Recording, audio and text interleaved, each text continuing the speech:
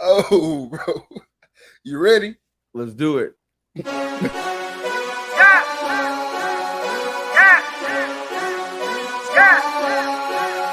Squad. I mean, it's been turning up with her. The girl around us and she loving her. If we don't know you, don't come close to her. If you with your gang, let me hear you say what? Good afternoon, good evening, good night. This is season 4, episode 8 of the Read, Talk, and Listen podcast. I'm your host, Nick Reed, along with my brother and co-host, Trey Reed. How you doing tonight, man? Shit, man, I'm good, man. Just got back in town yesterday after being in Minneapolis, Minnesota for a couple of work meetings, so I'm kind of beat down right now. Oh yeah, work is it. Today marks the end of me actually doing the 2-job thing. Summer camp has ended at the gym. You know what I'm saying? So I'm full-time back to the sports broadcasting and all that good stuff, man. But work beats you down sometimes. Ain't nothing wrong with it. You know, it comes with the territory, you know. Exactly, You man. work because you know if you don't want work to beat you down, it won't beat you down because you could always just pull back on the reins. Right, man. But you know me, I gotta if I'm gonna do it, I'm gonna do it 100%. Exactly, man. You gotta go hard. You gotta get it done. You gotta get done whatever needs to be done, man. But besides work, man, what you been up to? What's been going on with you? Oh man, just me and Rex been working on some of the business stuff for the Dreaded Archer podcast. So getting stuff sent out to a network. Not gonna say which network, but a network that could be possibly picking up the Dreaded Archer podcast. So keep your finger crossed for that. So sending them different documents and just and different episodes to listen to and videos, all that stuff. And hey man, go ahead and give yourself a hand clap. Hit him one time with the hand clap. So yeah, man, just doing that and then just shooting the bow and getting content. That's about it, man. Getting ready for this hunt season. Most definitely, man. Hey, if you're new to the podcast and you didn't know who that was, just popped in. That's my boy Killer Cam, man. He is in the background on the ones and twos, and you'll see him pop in and give his take every now and then. But you know, we gotta. There he is right there, popping up. Hey, you know what I'm saying? Shout yourself out, Killer Cam on Instagram, KILRCAM, Killer Cam. Y'all go check him out for all the Nike Air Max and shoe necessities over there, man. He got the hot drops for y'all. My boy is a little disappointed right now, man, because the raffles they not going his way. Bro, I was just gonna say something about that. I was like, man, it seemed like every time I see his posted something like he didn't win the raffle, man. The raffles are not going Cam's way right now, but hey, y'all shoot some good juju over there towards my boy. That's all right. When they hear, I'll be quiet. But when they leave, I'm gonna be talking again. Yeah, man, we need my boy to hit on some of the raffles, man. You know what I'm saying? But you know that's kind of crazy because like the people you would expect to win the raffles never win the raffles. No, you know what I'm saying? Bro, it's just like hunting tags, bro. You put in for that draw, you think you're gonna get it, and it'd be somebody who it'd be their first time. They don't even never hunt it. You don't give a damn about it. They just did it because somebody told them to. Exactly, man. And it's wild that it goes down like that. But yeah, like I said, man, y'all send that good juju over there to my boy Cam. But what's even more wild and even more recent, actually, before I get into that, man, if you on right now, you here, make sure you like, share, subscribe to the page, share, let everybody know what you're watching, where you're watching, why you're watching the Read, Talk, and Listen podcast, man. Yeah, them likes is free. Them likes and shares are free. Oh, yeah, the likes and the shares are definitely free. See, we got one like pop up right there when I said it. You should have had already liked it before I said it. You know, I'm just playing. But we appreciate the likes. We appreciate the shares. Thank you, Shell. We love y'all. You know what I'm saying? We love y'all. Thank you, Shell. Appreciate it, Shell. Oh, but man, Madden ratings come out every single year. Right. People go nuts. Whether it be for the good or for the bad. Some people go nuts because their favorite player is a 99. And a lot of people are pissed off because their favorite player is a measly 86, 87. You know? But what happens is nobody actually knows why or how these ratings come about. Yeah, you know, like I've even been reading all the different posts on Facebook and all that. Even in the Hog Boys group chat, You know what I'm saying? We had people talking about it. And the thing is, people don't understand that.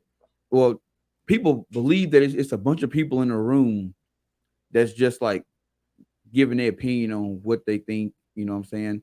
Now, are there people in a room? Yes. But I promise you, they are not going through all 2,700 of the NFL players and giving them a rating. One by one. One by one. It is a computer algorithm that is doing it based on different position qualities and all that stuff. It's all weighed out. There's a whole mathematical equation that is way over our heads. There's people out there that's way smarter than us that come in with this, put it in the computer, and let the computer do its work. Now, the one thing that a computer cannot do is it cannot, unlike the Moneyball, with Billy Bean, a computer can't technically measure one-to-one, combat. Yeah. You know what I'm saying? They basically just take the numbers, go off the raw numbers and spit out another number. You know what I'm saying? It doesn't take in heart and dedication and all that stuff. It just give you the raw numbers. It's just facts. You know what I'm saying? Yeah.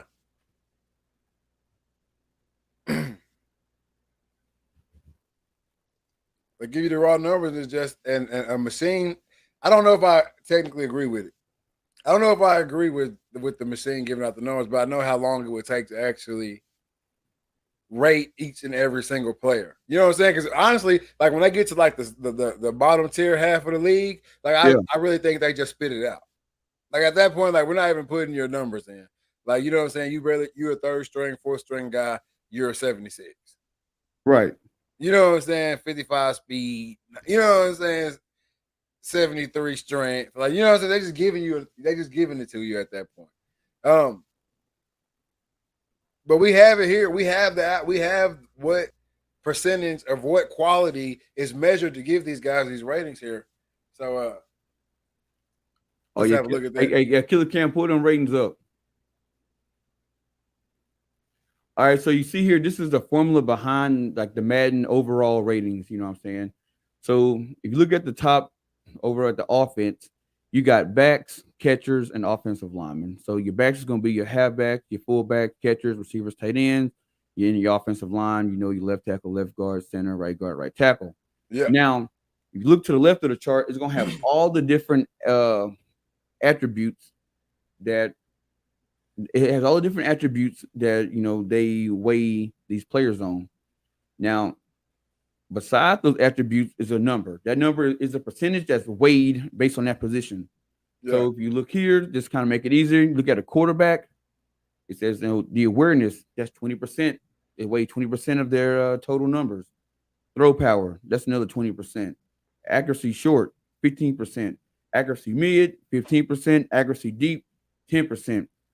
And when I saw this, I thought this was weird because you would think that you'd be more concerned about somebody throwing the deep ball than short routes. You know what I'm saying? Yeah. And also, we've talked about this before, just when we talk about stats. You know what I mean? Like, that's kind of crazy. But if you think about it, quarterbacks, that's what they mainly do. Like, the deep ball doesn't happen often. So I kind of can see why that percentage isn't weighed very much. You see what I'm saying? Yeah, but the deep ball is if you can throw it, it should be it's an impact.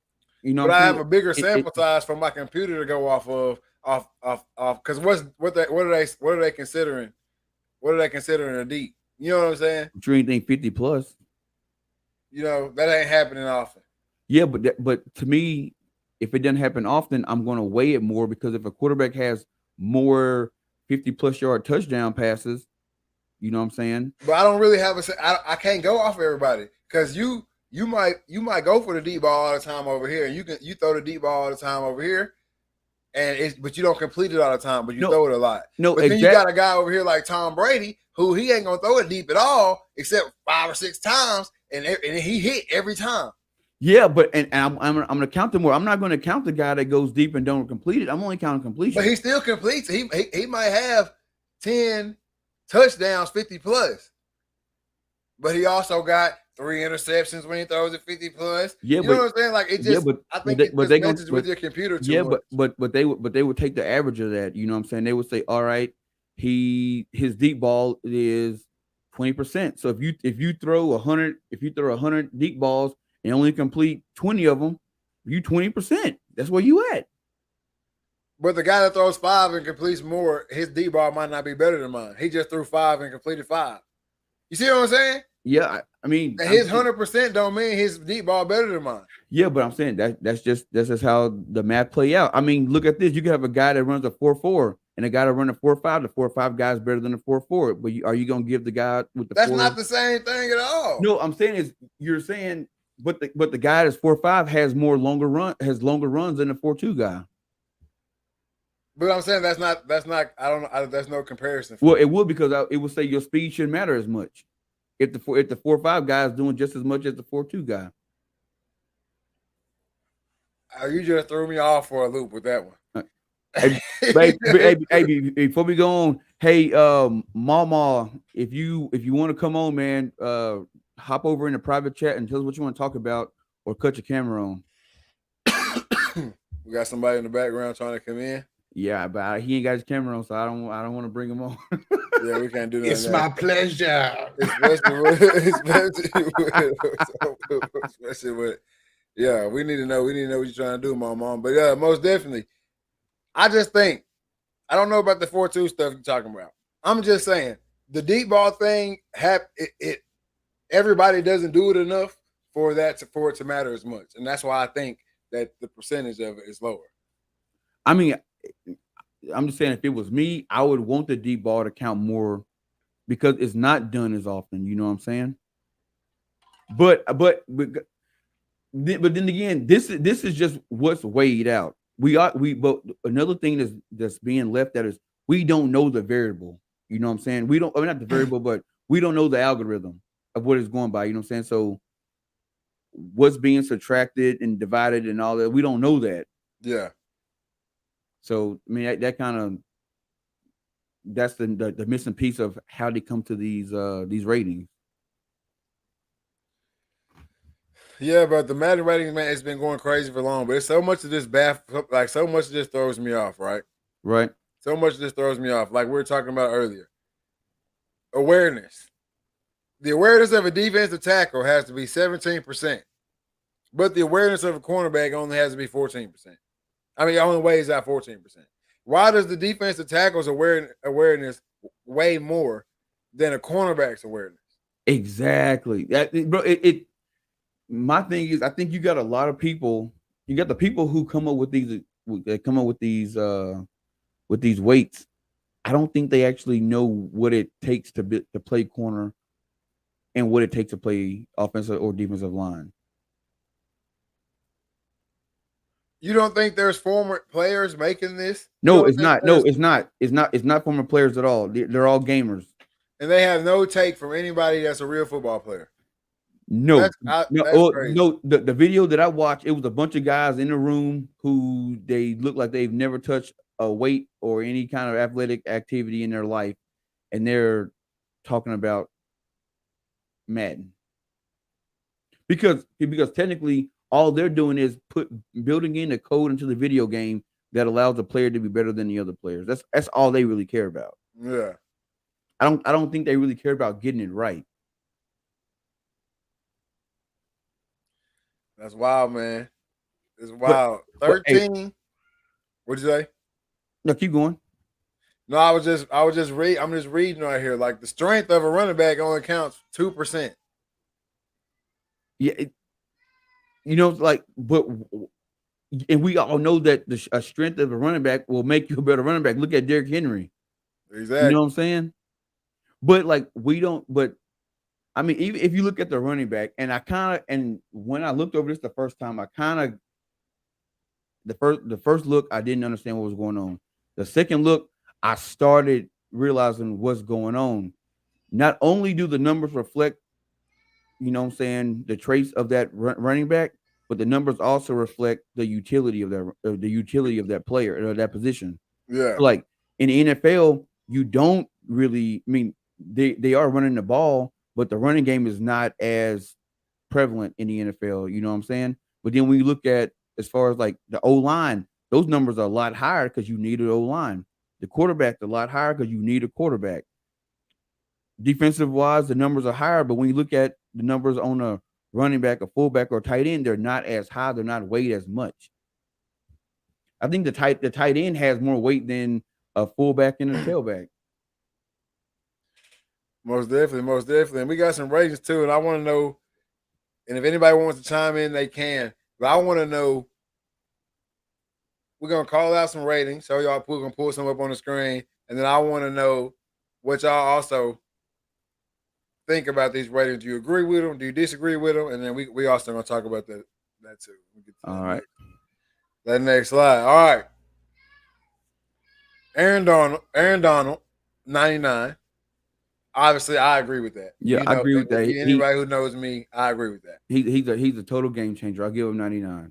Exactly. Devontae Adams, 99 as well. I don't agree with it because he didn't. He yes, was he the man in Green Bay? Yes, but I don't think he was that impactful in Green Bay. I just banged my knee on my dick. I don't think he was that impactful in Green Bay. And then when you look at him, at all the receivers in the league, was he good? Yes, but I wouldn't say he was top 3 in the league. Not enough to be 99. I agree with the 99 too, because we just looked at, you know what I'm saying? We just looked at the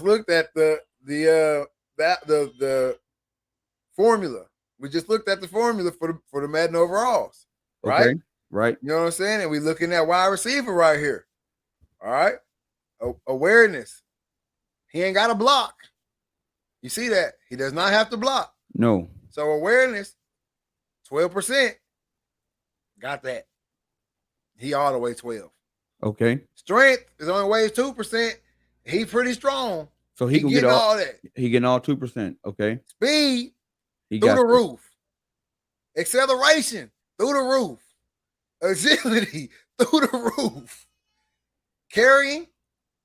We got to pull up how many fumbles he had last year. So you pull that up while I run down. None. He didn't have any. No fumbles last year. So carrying, all that. Catching, we know. All that. Route running, we've heard guys talk about it on Madden NFL 100 list. If you watch that, we heard guys talk about his route running and not wanting to hold him. We've seen Chad Johnson watch his routes and cry. So we know he getting all that. Okay. Ball carrier vision is only 2%. He scores touchdowns, so we know he got yards after catch. He's got some good ball carrier vision. Trucking's only 1%. I don't think he's running people over, but obviously he ain't 100. He 99. Elusiveness, 4. Come on. Catching traffic, come on. Release, come on. Spectacular catch, come on. And then stiff arms 1, spin moves 1, juke move 1, and jumping is 4. He jumps out the gym. So I see the 99. Yeah, and that's the thing that's wild, is because we looking at the overall game and they're just looking at strictly, is he hitting all these numbers? You know what I'm saying? And obviously he is. Exactly. I mean, and I think he is a game changer. I think he was the man in Green Bay, rightfully so. I think he was top 3, top 4 in the league for a couple years. So I think that 99 is it. Okay. The next Myles Garrett, 99, defensive lineman. I think they hit it on the head. We can run back down through the list if we need to. You know what I mean? Yeah. For Myles Garrett, the strength is there. Obviously, the awareness, he needs to be aware. He makes great plays. He fills holes. He pushes O linemen into holes. He sits O linemen in quarterbacks' laps. He's just a beast. He's a monster. He's fast. He's agile, athletic. 99. Now, this next one, I'm telling you, is cap. Which one? This next one, I'm telling you, is cap. Oh, and yeah. I know that here come Cam. We talk about this all the time. But this next one is cap, bro. Cooper Kupp is not a 98. Okay? And I'm going to tell you why. Okay, go. Tell him about the gun line, boss. His route running is not immaculate. Okay. All right. His speed is not immaculate. His release is not immaculate. That's already knocking. You already at least a 95 right now. Okay. You know what I'm saying? Really less than that because your speed is really, is really not up there. Hey, elaborate on the release. What I'm not picking that up. Just like when you coming off the ball, getting open right then, coming off the ball. But I'm gonna tell you what I'm gonna tell you what helped Cooper Kupp because he was first in the league in receptions, first in yards, first in touchdowns. I know, but we're saying we're saying this formula ain't telling you that. This formula ain't putting that in there. No, it's not. No, but see, we don't know if the algorithm accounts for yards. Yeah, I guess there is more question to how all this goes into it, but I'm just saying I don't think that.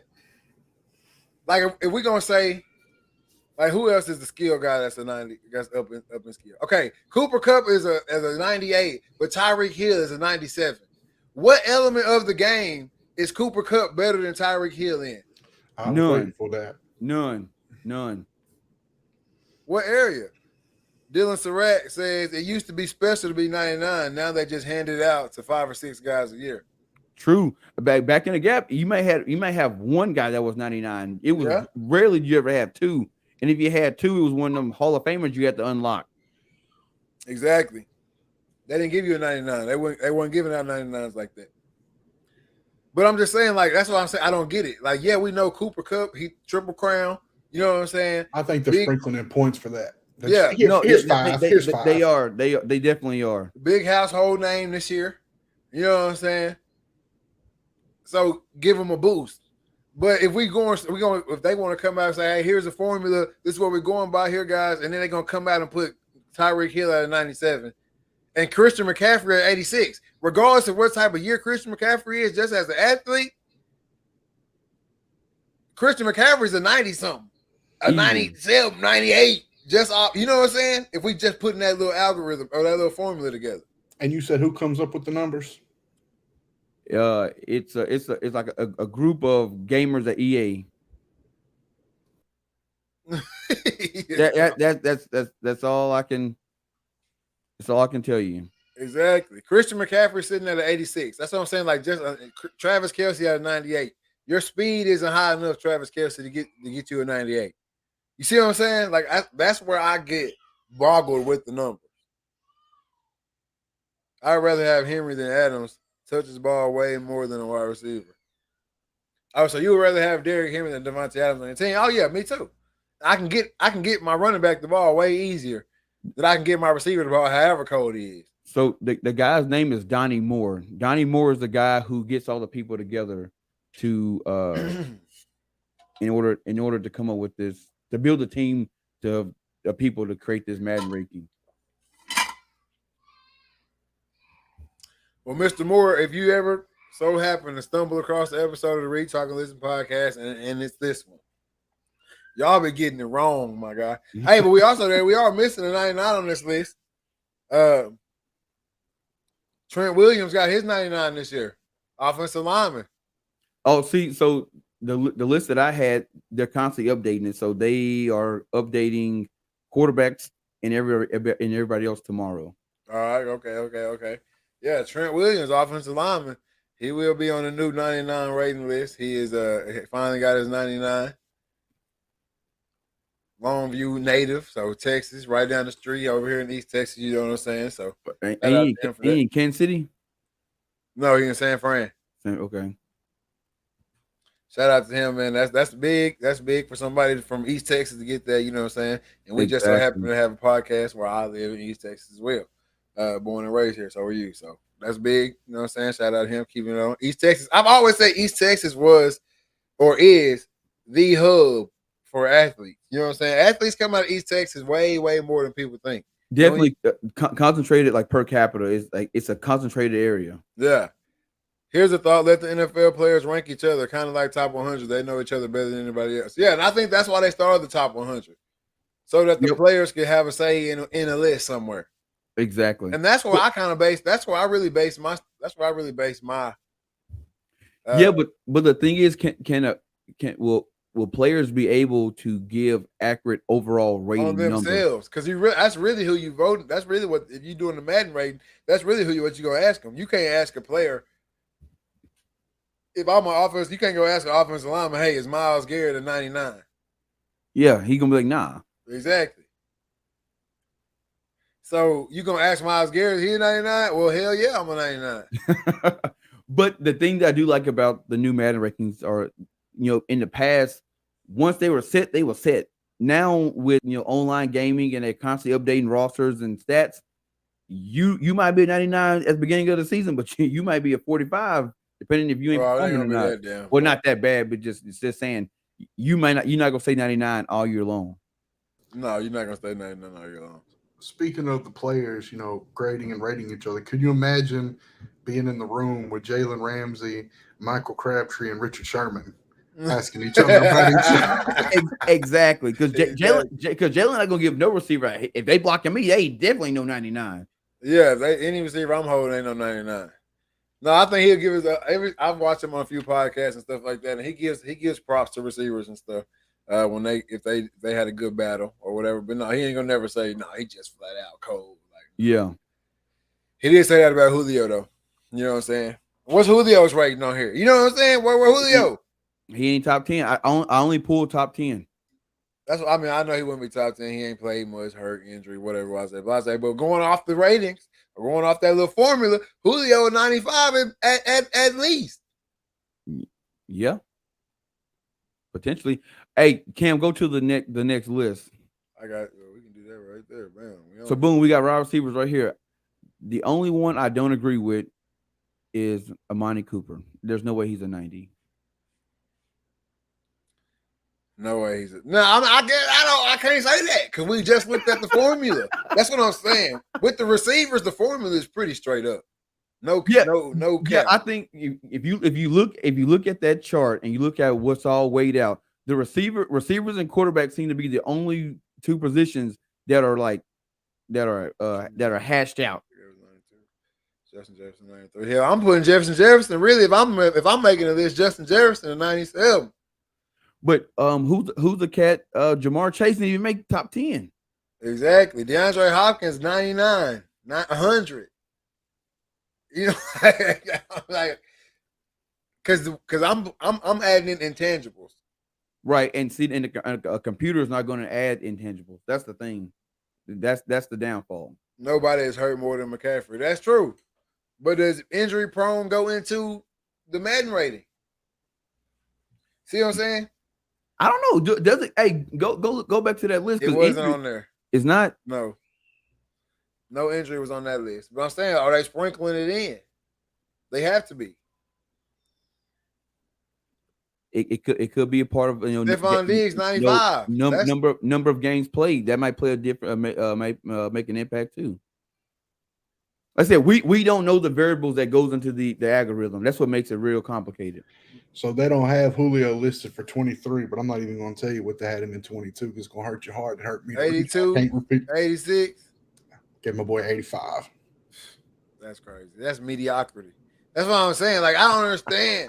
That's why I can't get it. I don't even play Madden. Now, if somebody want to get their neck twisted, it's always can be available. You know what I'm saying? But I don't even play Madden because it's always been fugazi to me. Hey, right. I seen a couple days ago, and it might have been longer than that. I just seen it a couple days ago, but I seen Trey, shout out Big Pressure, said he got to quit playing Madden because cats he was beating out for jobs was higher rated than him. Yeah, that's what I'm saying. There's no recollection of how they get down on the Madden ratings, and then you be on there. Okay, this is my worst thing, and the worst, and it still have is I watched some dudes little Madden streaming on Facebook and YouTube or whatever, and it still happens to this day. You running like a 15-yard post, right? Okay. Guy goes in his break, he wide open across the middle, and you throw it, and the linebacker that's playing 6 yards deep. Jump up and snatch that joke. Jumps up and snags it, bro. Jumps up and just snags it out of the air. Like, that's not real. Bro, that was my biggest pet peeve with NCAA. There'd be a dude right across in the middle, wide open, and you throwing it 45 yards down the field, and somehow the middle linebacker is able to jump up before it even as soon as it passes the offensive line and snag that joker. You're like, there's no way the trajectory of that ball is too high for him to even jump that high. I'm telling you, no quarterback is throwing a damn rise ball like a softball player. Right. Like he ain't throwing it right over my old lineman's head to get it down the field. Like, it's wild, bro. And that's why I stopped playing them. I stopped playing them games. And also, like, if you just know football and know the offense, they got a bunch of audible stuff now. Like, I've been hearing them catch when I'm watching them play, just clicking and clicking and clicking and clicking and clicking and clicking. Audible this. Like, you might as well not even call a play. Is there a button you can just line up out there? No, I After you do all that clicking, you ain't even running what you you ain't even running what you pick. Yeah, but them guys they're the type of people that go into the game and they change all the playbooks and they audibles and all that stuff, and they know what the buttons are, so they just constantly changing. Which I don't know, it don't make a difference to me. Make a difference, man. Really. Look, I played against. I didn't play Madden against cats that's always playing Madden. I'm beating his head. I beat his head. I beat blah blah blah blah blah. And I played against them, and I ain't doing no clicking. Once or twice. I don't do you no know what audible. I'm saying? I might hit a hot route here and there if I see you doing some dumb stuff. You know what I'm saying? If I read run or something, I might come with a blitz, man, here and there. But other than that, I'm calling what I'm calling and I'm rocking with it based on what you've been doing. Right. Just like I would if I was standing on the sideline. You know what I'm saying? Calling plays. And that's how you win Madden. Yeah, man, I don't know, man, but I know when I saw this receiver list, I said, man, there's some guys missing. And like I said, I mean, I love Mike Evans, but I just don't. Oh, Mike Evans should be on there. Not a 92 though. Yes, sir, Reed Bob. No, if okay. not a 95. I mean, if you're gonna put him on there and you give him a 92, then there's some guys that you left off that. Mike Evans is at the top of the league, though. There should be a whole lot of 92s. Mike Evans, yeah, there should be a lot of 92s. What I'm saying, Mike Evans is above whoever you're thinking right now that got left off. I guarantee it. Jamar Chase? Yes. If you picking a team right now, you're gonna pick Jamar Chase. You start you picking a team, you building your receiving core. You picking your ace receiver. Okay. You picking Jamar Chase or Mike Evans? I'm picking Mike Evans. Deep ball threat, bully threat, run block threat. So last year, Mike Evans had 74 receptions, 1,035 yards. He averaged 14 yards a catch. His longest catch was 46 yards, 14 touchdowns. That was Mike Evans. And that was quiet. That was quiet as a church mouse. All right. We look at Jamar Chase. He had 81 catches, 1,455 yards, averaged 18 yards a catch. Longest catch was 82 yards, 13 touchdowns. So what you? If I'm looking at the numbers, I'm going with Jamar Chase. For what? I'm saying I said if I'm going off the numbers, if I'm going off pure numbers. I gave you 14 touchdowns. He only gave you 13 or whatever he said. 18. No, my bad, 13. Yeah. Hey, how many more yards? Oh, he had over 400 more yards. 400 more yards. I gave you one more tug. He gave you 400 more yards. He had 81 catches. And he had 81 more catches. How many more targets? No, it didn't say target. I didn't see targets. Before the Cowboys fans get on here and get rowdy, do you put Jamar Chase on top of Amari Cooper? Yes. and I'm a Cowboys fan. I'm definitely putting Jamar Chase over Amari Cooper. I don't know why. I don't know why the name was Amari. It is. They just got it spelled wrong on here. I looked at several lists and it said Amani Cooper. Or is there somebody I ain't thinking about? Oh, it's definitely Amari Cooper. It's Amari Cooper. That's what I'm saying. They just got it. Either they thought it was an N, or I don't know. But yeah. As long as Miss Cooper, his mama, slide through their DMs, they'll get that name spelled right, corrected. But man, they can't never get this list right. But the receivers, we got more than receivers. Who else we got? Quarterbacks. No, that the quarterbacks don't come out till tomorrow. Who else we got? We got running backs. Oh, this will be fun. Uh-oh. Okay, Man, Derrick Henry, 97. Christian McCaffrey, 96. He's no way he's 96. Nick Chubb, 96. I just told you why he's 96. Jonathan Taylor, 95. Dalvin Cook, 94. I'm reading this off for the Spotifyers. I just realized we've been leaving them out. I know, my bad. Hey, our bad, y'all. Joe Mixon, 93. Alvin Kamara, 90. Aaron Jones, 89. Austin Eckler, 88. Ezekiel Elliott, 88. That's cap too. That what, Ezekiel Elliott? Yeah. Yeah, because he. Where in what year, in what world is Ezekiel Elliott at 88? We can look at the speed, look at agility, look at strength. I mean, what because they didn't give him the ball as much last year, he goes down to an 88. And bro, I'm telling you that, and that's the part that we missing out is the algorithm. And I'm going to do my damnness because I know there's some guys on Reddit. They know the algorithm. I just gotta dig deep. Somebody gonna find it. But I mean, I kind of agree with this running back list. Christian McCaffrey is like take the pads off, because that's basically what you're doing when you with this formula. All right. Yeah. Take the pads off and let's go work out. Oh, he gonna pass every test. And that's how you gotta look at this. That's how you gotta look at this when it comes down to this Madden ratings. Take the pads off, take the X's and O's out of it, and let's go work out. Let's go do one-on-ones with the receivers and cornerbacks. You know what I'm saying? Let's throw deep balls to them, or break them off, whatever. Throw the little whatever. Let them break them off. And that's how you get a Madden rating. Like a 7-on-7 camp, you can get all the ratings you want to get off a 7-on-7 camp. Oh yeah, man. That's why guys go to camps and they shine in camps. They'll leave camp season if they come in as a 2-star and they have a good camp season, they'll leave with at least 2.5 stars. More than what they came in with. Most definitely. Because you can go out there and run a 4.3 40 or 4.4 40, but you can't cover. You know what I'm saying? You still gonna get the extra star. McCaffrey shouldn't be top 5, but you only saying that because of injury. He stays hurt all the time. But I'm telling you right now, hey, Surratt, right now, if you had a 7-on-7 NFL team, I bet you're gonna pick up Christian McCaffrey. Oh, because he can catch other backfield. You gonna pick him up. He gonna catch. And he gonna make him somebody miss, and he gonna get loose. Who gonna catch him?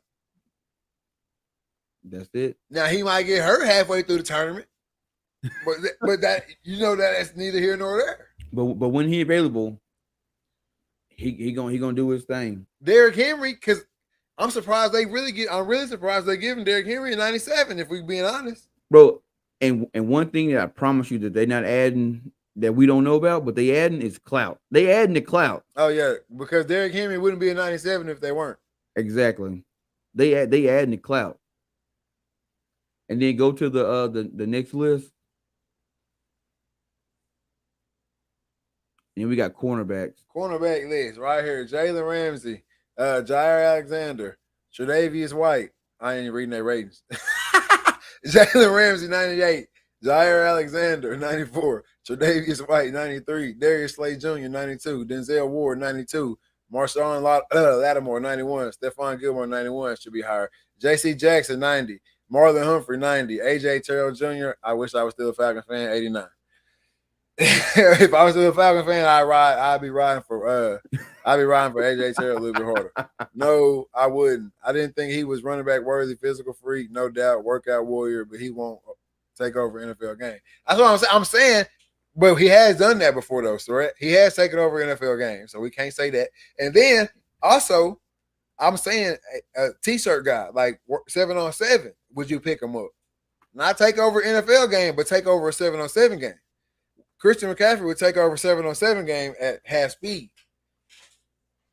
That's light work. But Jalen, he's an ass 50-50. Jalen Ramsey is a 98. Definitely. Well, my thing is with Stephon Gilmore, he was 99 last year? Yep. No, before when he was the Patriots, he was 99. So what changed between now and then? Clout.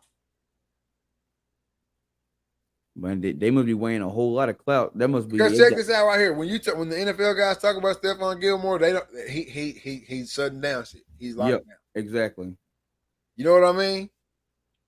But he just not. He built his name got built up real quick.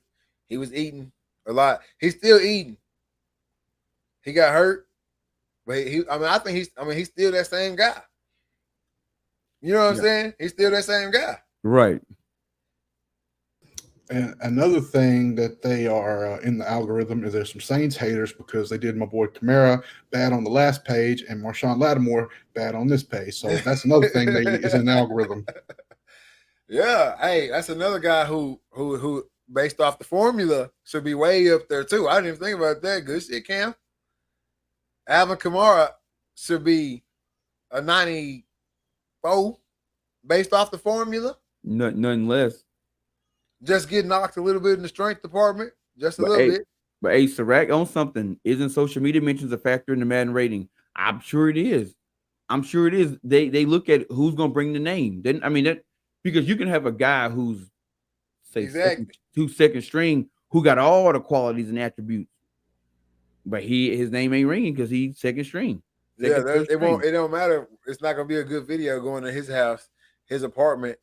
It ain't gonna be a good video going to his apartment telling him he a 99. Yeah. On Madden. Who the hell is that? You know, everybody asking who is that? Y'all in here doing this video. Yeah, y'all pull him to his apartment. He out there washing his car. But man, the Madden ratings are they are what they are, man. We can't. Everybody loves them and everybody hates them at the same time, man. But should players care about them though? Because it seems like here over the last couple of years, players are getting pretty upset about them. Should players care about them? No, but think about this though. We all know how the locker room is, right? That's the only reason people care about their Madden rating, right? Okay. Nobody wants to walk in that locker room because everything, and I don't know why it's like this, but I guess it's because it's just that competition that's bred in you through the sport. You know what I'm saying? You want to be better than everybody around you at every single thing. You know how it get going in the locker room, talking about playing Madden, talking about playing 2K, talking about running, talking about lifting, whatever it is. Chad Johnson had a 98 or so when he was in the league, but was mentioned every day. Exactly. But Chad Johnson deserves 98, especially based off that formula. Exactly. You know what I'm saying? Hey, because who go stop 85? Who going to stop 85? and think about this. You was talking about in the locker room. You know Jalen Ramsey done walked up to Cooper Kupp like, huh? Oh, you think so? You think so? Yeah, exactly. Exactly. See, I'd like to see. I wish I knew Jalen. I'd like to talk to Jalen and just say, hey, I know y'all didn't.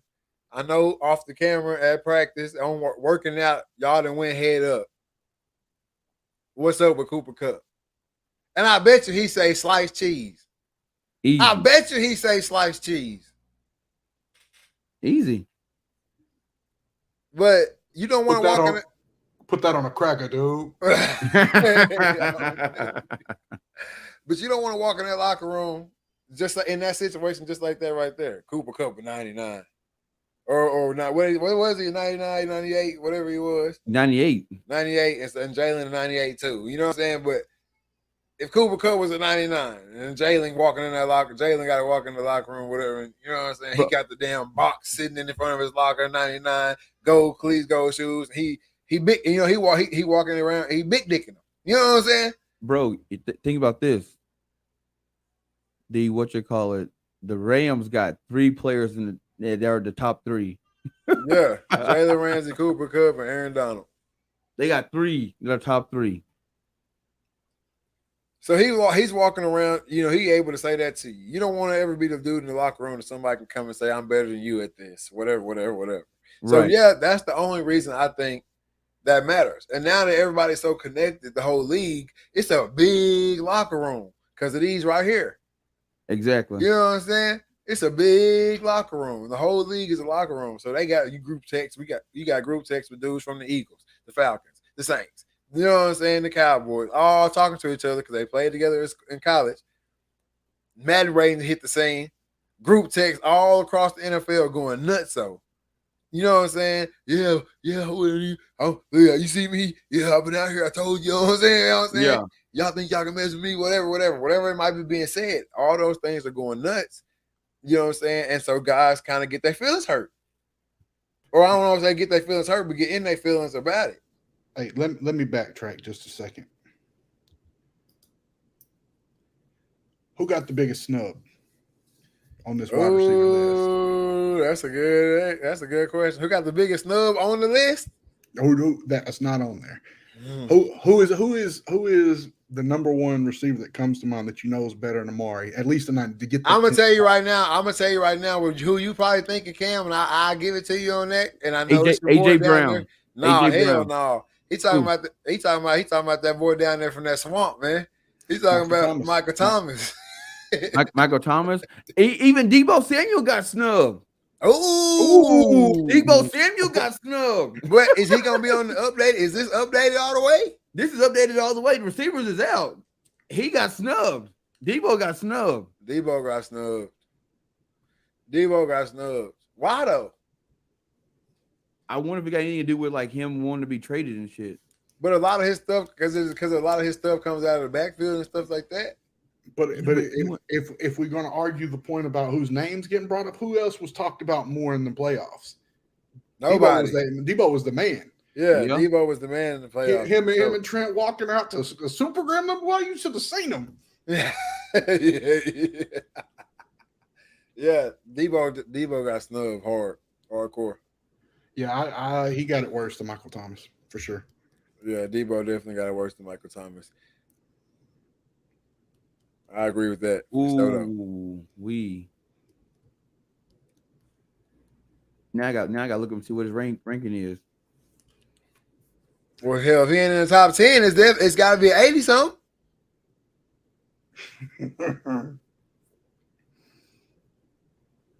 They gave him Deebo Samuels as a 88. Oh, come on now, shit. They got him at 88. They gave him an 88. That's what I'm saying. I don't get it. I don't get the Madden ratings. Just like Surratt, I'm done with Madden ratings. And but he also says Adrian Peterson's highest ranking was a 97. And we know for sure at least a few years, Adrian Peterson was a 100. You said no, but I don't think that's what that means. I don't think that's what that means.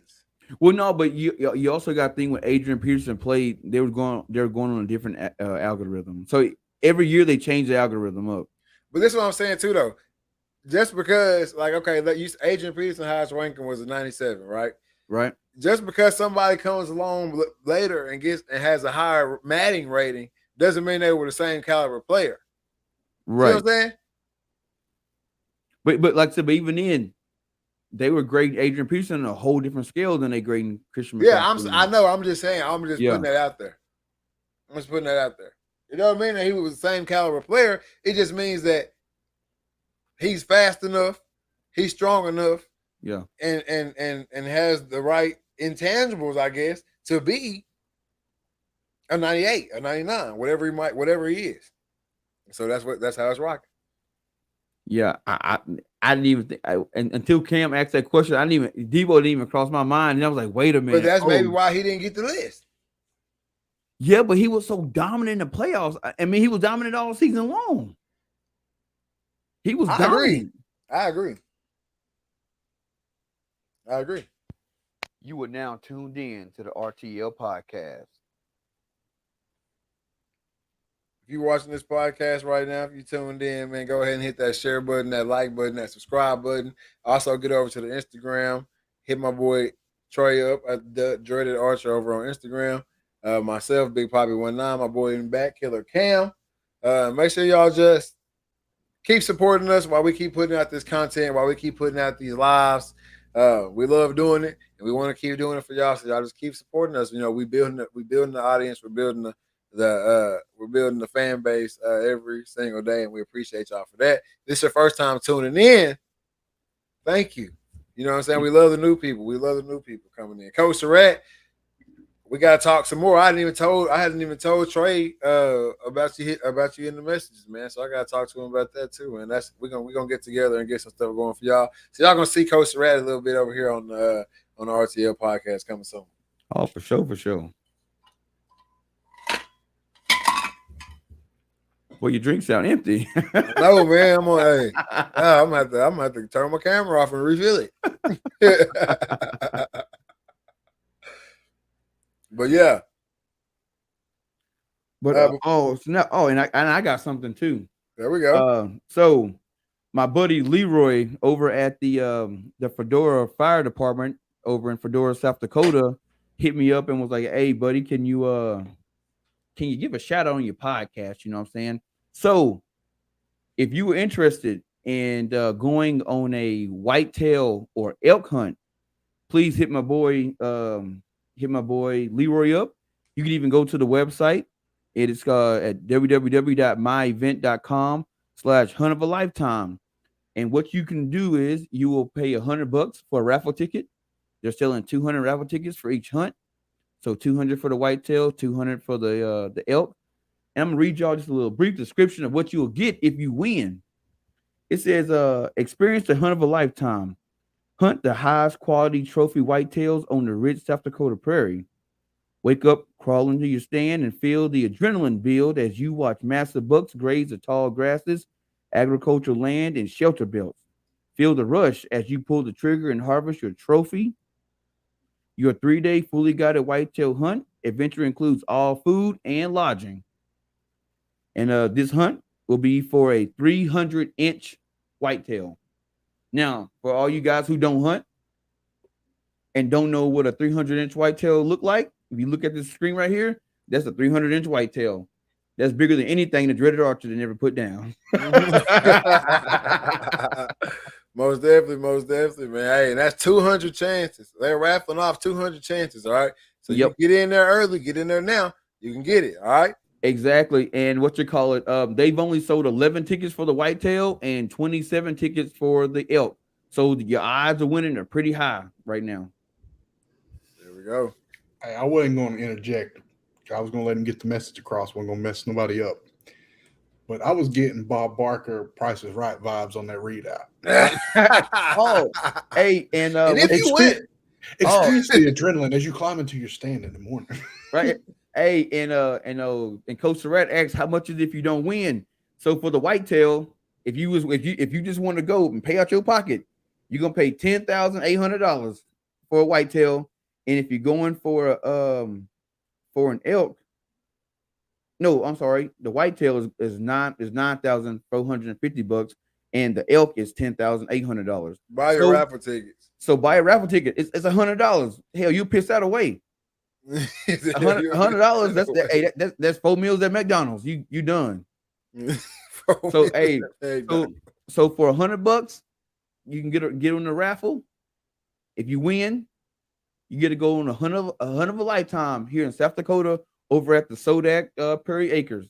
Hey, and I will tell you guys, being a hunter from Texas, Arkansas area, going up to South Dakota and being able to hunt. I get to do it every year, thankfully, you know. But if you are able to get in this raffle, you are able to win this hunt. It will be a hunt of a lifetime. Oh, definitely. And you're going to for sure be able to get something here. You know what I'm saying? I go out there, you know what I'm saying, and we just get it. We rough it, and we come home with the meat. You know what I'm saying? So, but you're going out here to get. They're guaranteeing you. You know what I'm saying? They're guaranteeing you this deer. Oh yeah, you guaranteed. You're guaranteed to kill a deer. So or an elk. I'm telling you, it will be the hunt of a lifetime. So get it. You know what I'm saying? The tickets, $100 a ticket. Hell, get 2 or 3 tickets. Exactly. It's 200 chances. They're giving out 200 chances. Only 11 of them sold. 25 of the other ones sold. Hey, the chances are high. The chances are high. It's got to be somebody. Why won't it be you? They finna give me a job. And they are not going to do a raffle until they sell 200 of the whitetail and 200 of the elk. Hell, so, hey, look, this is why I see it right here, right? You can damn near buy them all because look, and if that other dude win, whoever got them 11, or if they wanted them win, it just went in your cards. It was God's plan. You're gonna spend 10 bands to do it otherwise. because 94.5 is 10. So you're gonna spend 10 bands to do it regardless. So you really could damn near buy them all. You could buy them all, and for just it ain't even 2 left, so for a little bit over a band. Yep. You know what I'm saying? Buy them all and go on a trip of a lifetime, man. And do 2 hunts. You can win both of them. They're gonna pack and vacuum seal your meat. Look at that. Fly it home. And fly it home or drive home, however you're gonna do it. I would prefer to drive because I don't know how much it's gonna cost to ship meat. But yeah, man, go ahead in here. We might as well throw ourselves in there a little bit. Hey, throw us about 10 in for the read. Throw us about 10 in for the read. 10 each, man. 10 each. Yeah, throw us some in. So look, you don't even gotta spend a whole band now. We got Right. We got the rest of them covered. So if you're interested in supporting the Fedora Volunteer Fire Department along with the Sodak Prairie Acres, you can go to www.myevent.com/hunt of a lifetime to buy your tickets. And if you don't want to do the raffle, but you want to go on the hunt, go check out my boys at Sodak Prairie Acres at www.sodakprairieacres.com. And I've talked to the guys that run that place. I met them at the South Dakota Sportsman Show a couple years ago, and dude, they guarantee a beautiful experience. It's going to be an amazing experience. You're going to have a good time, and you will leave with the deer. It's 100% guarantee you will leave with the deer and elk or whatever animal you decide to hunt. So you will leave with one. You will leave with one. Guarantee. It's high fence. You're going to leave with one. You're going to leave with one. Hey, I held it in as long as I could. Measly beat me to it. But I'm trying to go to McDonald's where you dreaded, aren't you? You good over Hey, we call them the app boys. They be on that app. They know they know what's coming. Them the app boys right there. Yeah, he part of it too. He part of it. Who? You. Yeah, I got that app. Yeah, at them app boys, boy. They be hey. Shoot, hey, I got about 75,000 points on the McDonald's app. I eat for free, baby. They're gonna have to send me a W-2 with all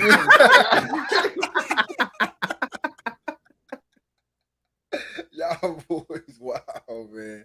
Y'all boys wow. But hey, speaking of spending that money, that was eating large, spending less, baby. Hey, speaking of spending money or money in general, man, Kyler Murray signs a 5-year contract extension, man. 5-year contract extension. Man, dude, what 5 years, 230.5 million, and 160 mil guaranteed. 160 guaranteed. It didn't used to be like this. That's 160 guaranteed is good. Really, really, really good in football. You know what I'm saying? Yeah. 160 guaranteed. Hey, Kyler Murray, do your thing, man. I mean, it's over half. Lay down. I know a lot of people are big big haters of the lay down method, but I don't mind it. You know what I mean? That ain't my team anyway. I don't have a team no more. So What you mean lay down? Shit, I got my money and I was gone. That's what I mean, lay down. It's time to chill. All that running around in the backfield, making 6 people miss. Lay down, baby. I'm sitting in that pocket. Down. I'm sitting in that pocket. If it get too rough, call it quits. Lay it down. Hey, I bet that girl that was tripping on doing his hair wishes she to shut up and got that money. Exactly, man. But I think Kyler Murray comes out of this deal on top, to be honest. I don't know. I'm not going to say I don't know how good he is. I think he is very good. I don't know how far he can take this team. But, when it comes to contracts, when it comes to contracts, it's not about how good you are overall. It's about your value to the team. You know what I'm saying? Like, and as a quarterback, especially a quarterback for the Cardinals, man, it's been a long time since the Cardinals have had a good quarterback. So a guy like Kyler Murray, he basically wrote his own check. Like, look, man, it's either me or who else you gonna get, because there ain't nobody else on the market that's gonna do what I'm gonna do. That I've already proven that I can do. I've taken us to the playoffs 2 years in a row. You know what I'm saying? Yeah. So like, y'all can bring somebody else in here and start this whole process over again. I can go and give me the bag, and I can keep this train rolling. So, the choice is yours. Exactly, but I think also I don't think Kyler Murray is the quarterback that can go somewhere else. When Kyler Murray comes into town, you have to tailor everything to his offensive style. No, right. But what I'm saying is that's what he means to the Cardinals. You know what I'm saying? They can say, hell no, we're not paying you that much. We're not giving you an extension. You still got 2 years left on your contract. Or they pay him the money. Do you let him walk and you don't know what's gonna come in? Or do you say he got us by the balls? I had this conversation with Brandon. I had this conversation with Brandon about Dak the other day, and I thought that I said that same thing about the Dak conversation. I said that about the Dak conversation too. Like Dak really, he had the Cowboys where he wants them, kind of. You know what I'm saying? Like I gotta pay him because if we don't have Dak, then we don't have nothing. Right. Right. You know what I'm saying? So I feel that on the Kyler Murray situation. I'm just saying. Now you got him for 5 more, or basically 7 more. 7 more. In those 7, is there a bowl in sight? Ooh. And that's what I'm thinking when I extend guys, especially at the quarterback position. Like, let's just take a Pat Mahomes or Patrick Mahomes. Excuse me, Miss Mahomes. I know you don't like that. Patrick Mahomes contract. I'm going to extend Patrick because there's bowl, not singular bowl. There's plural bowls at stake in that 10-year span. Yeah. He's a dynasty QB. For one, he's done it once. I know he can do it. And he's got him there twice? And he's gone again. So I know what I'm signing up for. Well, I guess the second time was after the contract. But still, I know what I'm signing up for. Right? Right. I don't see that in the future for the Cardinals. I mean, maybe they're missing a few pieces. And I think that I think they'll be able to get it. Surratt says, but QBs don't take the Brady theory. They're using the 29.5 a year in cap. Then he will complain about not having playmakers. But that's the thing. That's the beauty of it. The Brady theory has spilled over just in general because everyone's better. To me, I don't need a DeAndre Hopkins or a Cooper, or I guess a Cooper Kupp is kind of like the guy that you get.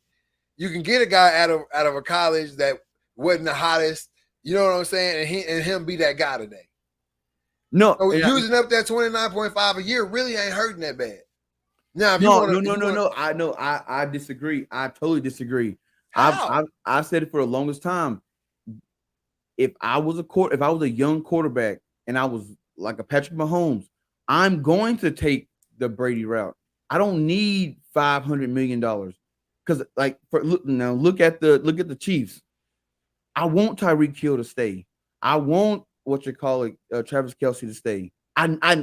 Those are crucial parts of me winning. I need these pieces.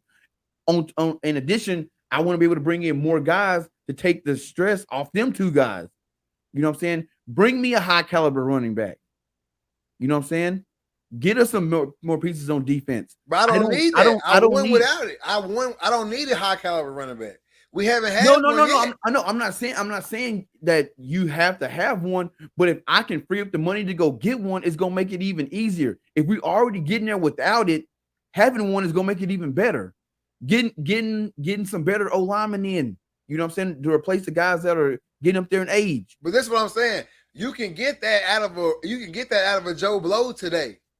No, you can. But what I'm saying is, you can go get more. You can get more weapons. As long if you got one guy that's eating up the salary cap, there's less weapons you can bring in. If I can bring in 20 more weapons instead of just 5 or 10. But that's a fictitious thing because I'm only going to bring in so many regardless. I'm only going to bring in 16 receivers regardless. Right. There's going to be 16 receivers on my roster at all times regardless. What I'm saying is, out of them 16, where I used to have to pay 10 of them a good amount of money to be here because that's what you had to pay for that caliber receiver. Now I can out of them 16, I can have 14 that ain't getting nothing really. And out of them 16, 14 ain't really getting paid. 2 of them cold, and the rest of them is gravy. So that's what I'm saying. Like, take your money today. You still can get weapons. No, now I'm all like said. I look at it from two sides. I look at it if I was a player, I gotta take my money. I gotta get my money while I can. You know what I'm saying? I got to get the bag. But if I'm looking like as on the executive side, if we can pay you less money and give it to you on the back end, or you can find some other way to make it up, let us take this money and go get some more help. Because everybody, we can't keep this team together only for so long. The window was small. But that's gonna happen regardless. So why not and that's what the quarterback gonna say. Like, that's what I'm saying to the quarterback. Why not go get your bag right now? Because regardless, even if you say you taking less money every year, just like it happened in New England a lot. You taking Brady, you taking less money every year.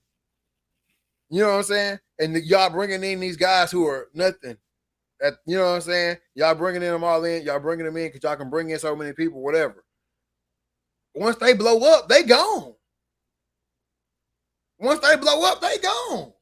Yeah, but like if you now that theory that I come up with, it does not work for every team. If you're a team like New England, because we're talking about Brady, if you're a team like New England, you are known for building players, building 2 and 3 star players up. That's what you're known for. So, hey, yeah, you was a 2-star now, or say you was a low-rated player. You came in, you did your thing, and you left. Cool, I can go find another one just like you. Now, every franchise ain't built like that. Every franchise is not built to build players up. They don't develop players well. Because the NFL, I expect you to be ready when you come in. Coach Surratt says nobody left Tampa. Nobody left Tampa after they won it. Hell, guys were taking pay cuts to stay. They're taking pay cuts to stay. Because at some point in your career, is it about the money or is it about winning? And I believe that if you're winning, the money gonna come. I'd rather win a couple Super Bowls and make a bunch of money off endorsements in my contract. Just one. I'd just rather win one. Once I win one, I'm going to get my bread if I ain't already got it. Once I win a Super Bowl, Devin White, if them folks don't pay you, leave. Bro, once I got one, I'm over the hump. The hump that so many players came through and never got over. I'm over it. It still wins over money. Nobody remembers contracts, just records. And that's fine. But when I'm sitting at home at the end of it, that damn record ain't going to pay no bill. I can't eat them records, and I can't eat them rings. You can eat off them rings. You can go. My kids can't eat them rings. My kids can't eat them records. My kids, hey, all that. Hey, kick back, Bobby. You remember that time Bobby Boucher where we took the ball? You hear me? Hey, mailbox just full. You know what I'm saying? They finna come get the furniture. They finna come get the cars, and you back there on the back patio with a 12-pack of Michelob, talking about when y'all won the Super Bowl. No, that ain't how. That's not how the story's written, man. So you can pawn the rings and get half what they worth, and then turn your TV on and watch him double it. You better off auctioning that ring. I'm gonna have to call in an expert and get this checked out. Let me call my buddy. But even then though, like you've seen on Pawn Stars where they had guys who were like, yeah, my cousin was a secretary with the Buccaneers in the early 2000s. They won a Super Bowl. This ring don't mean shit to me, man. No one know who your cousin is. Exactly. Nobody knows who your cousin. You work in the front office. Exactly. So that's what I'm saying, man. I feel it, and everything, and the competitor in me. Go get that Super Bowl. Go win. It's about winning the game. That's why we play. That's why we've been playing it since we were little kids outside in the backyard. You're gonna get that dub. You want to win. But now I'm out here in this real world. You know what I'm saying? And the sports is over. The fans, you know what I'm saying? The stadium lights is off. It's gone. And it's about that bread. Go get that money, man. Go get that money. Go get that money. Go get that money. Because when it's all said and done, you got to do something. Yeah. And you gotta have a little something over there to do something with. And you know, like I think, like, you know, I solely believe in the Tom Brady, like, you know, take less and get more help. But at the same time, I do understand everybody can't have that Tom Brady career. It only worked for a quarterback. It only works for a winning team too. Yeah, it works for a winning team, but it only works for a quarterback, because you could be a running back. Hey, you better get that paper when you get it. Yeah, it only works for a winning team too. Because if you a quarterback, Romo would have took a pay cut for a ring. Romo would have took Jesus for a ring. Jerry Jones would have took a pay cut for a ring. Hey, Jerry Jones said he said he sell his soul for a ring. So man, he a damn lie. He a damn lie. If he was selling soul for a ring, he'd have one. Hey, look here. You can't tell me, because you know how to win a Super Bowl, Jerry.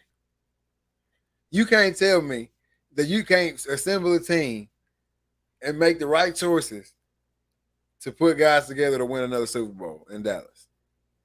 You can't tell me that. You can't tell me that's not happening. How can you not put together a Super Bowl caliber team out of all the talent that came through Dallas? Out of all the talent that came through Dallas, how can you not put together a Super Bowl team? Man, bro, I couldn't tell you. I think he needs to let the reins go and let somebody else come in and do it. So I think the formula he might have had back in the early 90s worked. It ain't working now. But that formula, he ain't using that formula. See, we see that. He was using that formula from back then. You see, well, he was kind of using it with the Dez era. You had your one big receiver, you had your cold running back, and you had a good old line. And you know what I'm saying? But the defense was never there. The defense was never there back then. Them offenses back then with Dez Bryant, Romo, and them cats, them were Super Bowl offenses. No, this is, I would just hate, man. Boy, you don't have Herschel Walker.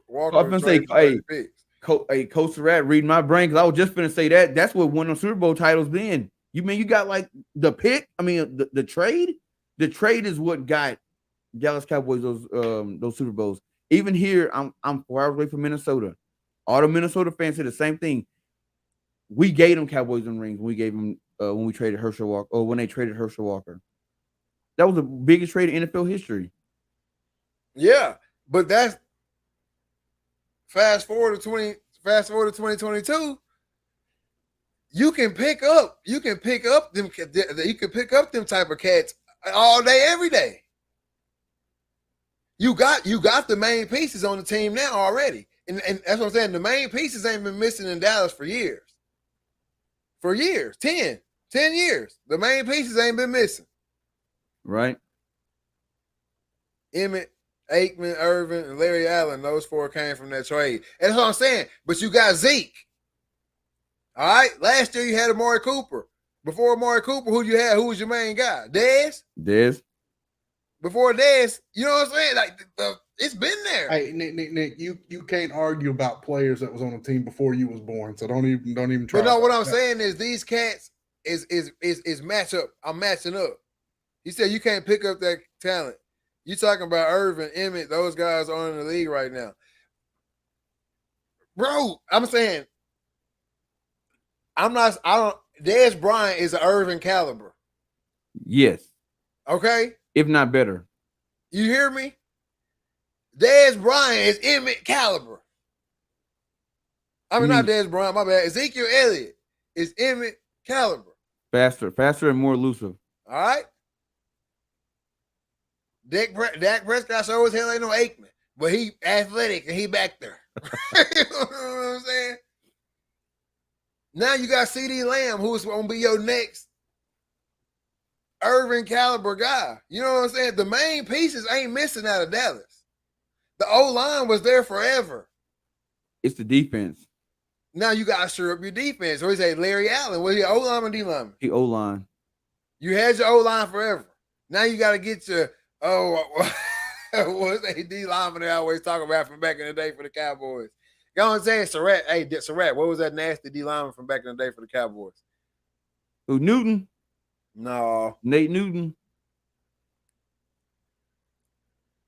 It wasn't He ain't saying that. He ain't saying he ain't picking it up. But it's something. Gregory is the Greg. Now Gregory wasn't that long ago. Man. But no, anyway, you gotta get. He said Reggie White. Reggie White to play for the Cowboys. You gotta sure up. You gotta sure up. Yeah, he did. You gotta sure up your defense in them years. Now the league done caught up with you. Everybody got a good offense and defense, kind of. The league done caught up with you. For a long time, the Cowboys had a stellar offense, and they was out there playing basketball. See what I'm saying? Do you bring in a defensive-minded coach to switch the whole thing around? Or you know what I'm saying? I don't know what you do. But you about Leon Lett. The damn Cowboys have had the offense to win a Super Bowl for the past 10 years. Can we all agree on that? Yeah. So Jerry ain't senile. I don't know. I think he getting to the point where he got his hands dabbling in too much stuff. He can't focus on one thing. It's time for you to step back and bring in a GM and you just be the owner. Yeah, I mean, I agree. You gotta do something because but y'all make it where he don't have to do nothing. And I'm talking straight to y'all, the fans. Y'all make it to where he don't have to do nothing. It's whether the Cowboys win 1 game, 10 games, 5 games, 6 games, y'all gonna pack that stadium out. That hole ain't never not gonna be full. Y'all gonna pack that stadium out. Another thing is y'all gonna ride tooth and nail. Tooth and nail. We the best. We them boys. Until the wheels fall off. Y'all there. You can't talk about my team. We can talk about us in the shadows. But you better not talk about my team, or you sure better not talk about my team in public. Or we coming to get you. So Jerry sitting back, looking out. He didn't been sitting up in that press box. He didn't been sitting up in that press box before it was AT&T Stadium over there. What was it, Dallas Stadium? Was it Stadium in Dallas or Urban Stadium? Urban. Yeah, wherever it was, the old stadium, the old Cowboy Stadium. He was sitting over there in that press box, like, damn, we really 4-6 right now, and it ain't a damn seat in here.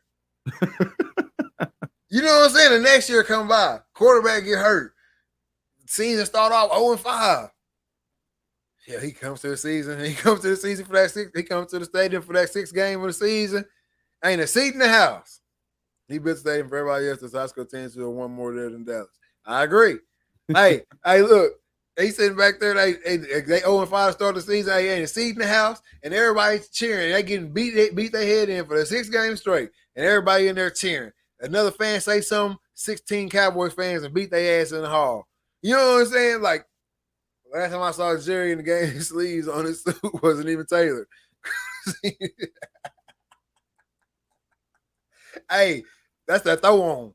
That's that throw on suit. That's how he on Sunday he wake up and throw it on. He just coming to the stadium now. It ain't nothing about the game. Here we go again, y'all ready? Let's get it over with. But hey, I mean, I don't know. The Cowboys got to do something. I think Jerry will figure it out. I think he gonna. By the time he figure it out, it's gonna be too late. Too late for what? I just told you, ain't no too late. That's what I'm saying. Y'all let him make it. Y'all let the team make it. No, but see, this is what would never happen. it won't be like when Kansas City wasn't good. Because it's funny because we were talking about this at the meeting this week. Before Mahomes came to Kansas City, you could literally get 50-yard line tickets for like $75. That's never gonna happen in Dallas Stadium. The fan base is too strong. That's what I'm saying. And but that's what has to happen in order for the people like we got to make a change. When they start saying that bottom line, y'all ought to see the movies. Y'all don't all see the movies where whatever sports team they suck, and the owner's always up in there. The stadium empty this game day, and they all talking about what we gonna do. Because that's the only thing that's gonna make them listen. As long as you're buying the tickets, buying the jerseys, fighting for them. You know what I'm saying?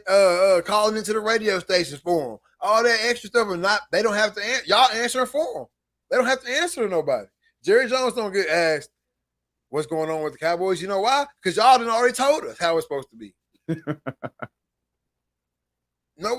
Jerry Jones never has to answer. He has a whole army to do the dirty work for him. The problem is Draft Dallas historically hasn't drafted well. Go back 10 years and see who Dallas passed on round 1 and 2. Yeah, but just because somebody went somewhere else and ball don't mean they was going to come to Dallas and ball.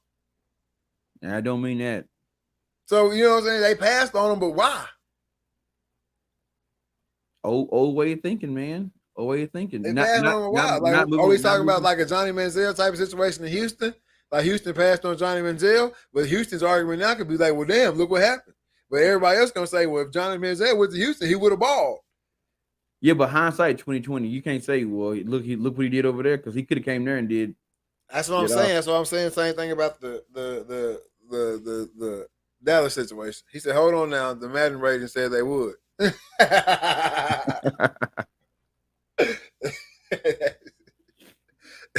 Crazy, boy. But speaking of the NFL, we on the NFL heavy tonight. You know what's coming. It's right around the corner. Right around. It's right around the corner. That's why I'm saying fall is starting to be my favorite time of the year. It used to not be, even though I am a football player. Fall used to not be my favorite part of the year. But now that hunting season and football season is all in the fall. Fall might be my favorite time of the year. For sure. Gotta have it.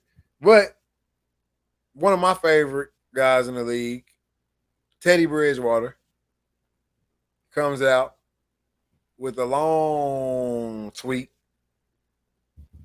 talking about guys in the NFL portraying the gangster role, portraying that thug life mentality, that street, I'm a street dude charisma about themselves and attitude and how they carry themselves on and off the field. And he's saying like, hey man, just 2 years ago, wasn't you sitting in them classrooms? Yeah. You know, ain't somebody been telling you what to do for the majority of your life? You've been listening to these coaches. You've been listening to these teachers, these professors. You've been listening to these financial advisors. You know what I'm saying? But when the camera come on, you out there living this gritty, ditty life, but you got all your money from these millions. You wasn't out there flipping them packs. Sure you got all your millions from playing ball. Hey, so why now that you got the bag, you want to act like you a street dude trying to get to the bag? Bro, for the people on Spotify, I'm gonna read y'all exactly what Teddy said. He said, I'm tired of seeing football players portray this tough guy image or pretend he's gangster. You went to school, attended classes, and some even got their college degree. So don't wait until you inherit this legal money from the league to decide you want to be tough or portray a street image, because it's kids that's looking up to everything we do. He right. You got cats out there that got full-blown college degrees. And they portray like they out here flipping packs. And one key thing he said, you inherit this legal money. You get this legal money. Why you out here talking about you selling dope? Exactly. Man, what I will say, because I gotta go from both sides on this. Okay. On everything. Yes, what he's saying, I agree with. All right, let's get that straight first. I do agree with what he's saying, because like I say, every situation. Hey, he's talking about Brian Boy talking about, hey, I'm here, bro. Hey, look, now my cup empty. my cup empty now, bro. That's how late you are. But no, I do agree with what he's saying. You don't have to act this way now that you got these millions. But we've also been in a college football locker room, right? All right, and we know where I went to school. We know where you went to school. Prestigious universities. Can we agree on that? We can agree. Okay, what was in your college locker room though? Thugs. Okay, I can say to this. I can attest to the same, and not necessarily thugs, but dudes from the street life. They from the street life. Yeah, I'm not gonna say thugs. I'm gonna say they came from a rough background. Exactly, and they had to get it how they got it. Yeah, they had to get it how they got it. Right. That's the cat that's going to the league too. So that's really all they know. Yeah, they did what they had to do to get there, but that don't mean that's not taking that out of them. Right. You see what I'm saying? And now I'm a millionaire. I don't know nothing else but the flex. If I would have got it flipping packs, I was finna flex. Now I got it and I can really flex because everybody know where it's coming from. Right. Pause just for a second. You remember we was looking at that video a couple days ago and you was talking about them golf players on that jet. And I said, that's why I can't be on there. That's why. Yeah, because you're going to flex. You're going to flex. And that's the thing. Yeah, what you're saying holds weight, Teddy, and it's true. You don't have to do all that. But a majority, I would say majority of the league are street cats. Yeah, which it goes back to the last episode two episodes ago where we're talking about NBA. There ain't no more guys from the trenches no more. You know what I'm saying?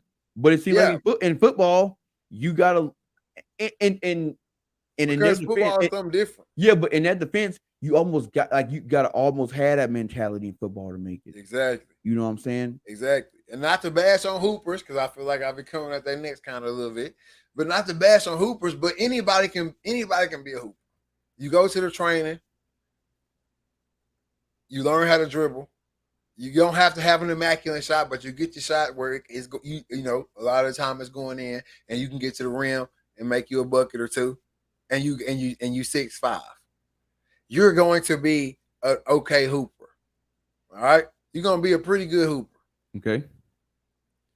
Football, you can be swole, fast, know everything about the game, and be trash.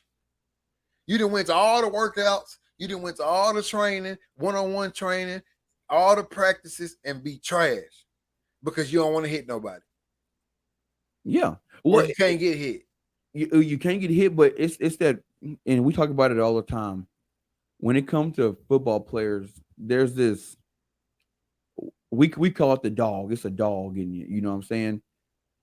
It's that variable that you can't equate. You can't put a number to it because it's just something that's in somebody, and that comes from your background, your upbringing. You know what I'm saying? Yeah. You know, it's real easy to, I'm not gonna practice today when you come home and you know both parents are there and food in the refrigerator and lights on and you ain't worried about nothing. But if you a cat and you said it, because you know cats like this, I don't know where my next meal coming from, and this is my only way out. So there ain't nothing you gonna do to stop me from getting if I need to get these 10 yards. Because if I don't get these 10 yards, I might not play. And if I don't play, I might not eat. It's hard when you back a man in the corner, you know what I'm saying? A man ain't gonna let his ribs touch. I ain't letting these ribs touch him. I'm telling you now. I'm telling you. And that's what sets football so deeply rooted in my heart, and also like far apart from other sports.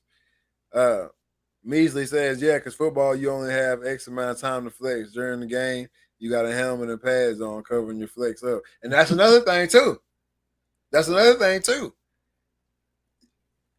On TV, I'm not really on TV. You know what I'm saying?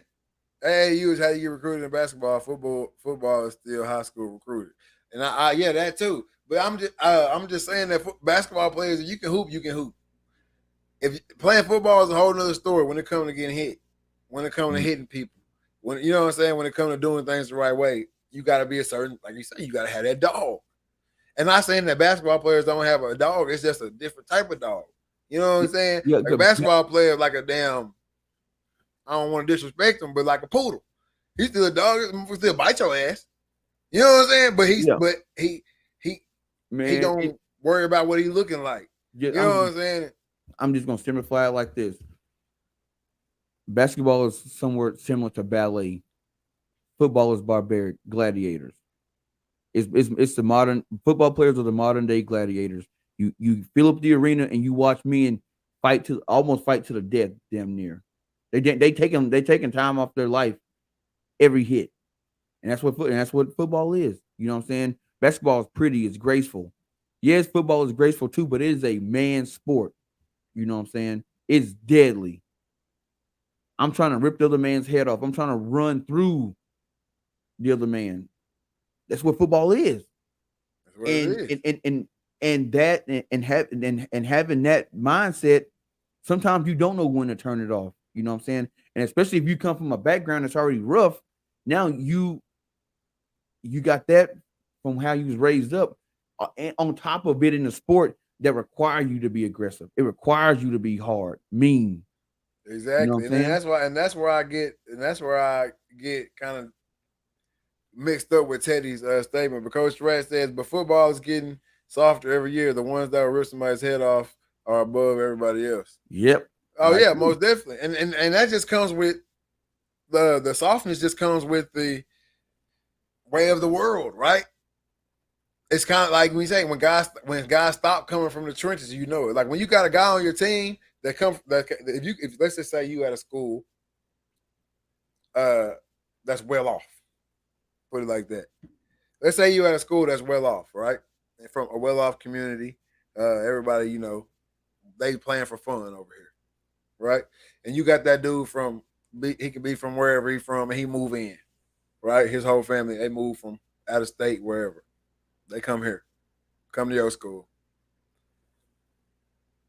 When you go watch practice or you watch a game, you clearly gonna be able to see the person who's not from there. Yep. Clearly. He gonna be hitting harder because he fighting for something. He itching, he trying to get, especially because you put him in that environment where he's seeing everybody else around him got it.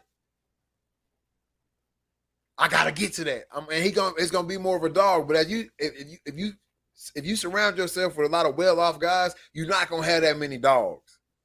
No. That just come with it. Like Highland Park, they ain't got that many dogs on their team. Do they have good athletes and they got a good football program? Yeah, but they ain't got that many dogs on their team. But South Oak Cliff? Dogs. Full of them. Trying to get their cover that's on Dave Campbell's magazine was like an inner city revolution is what they call it in that school.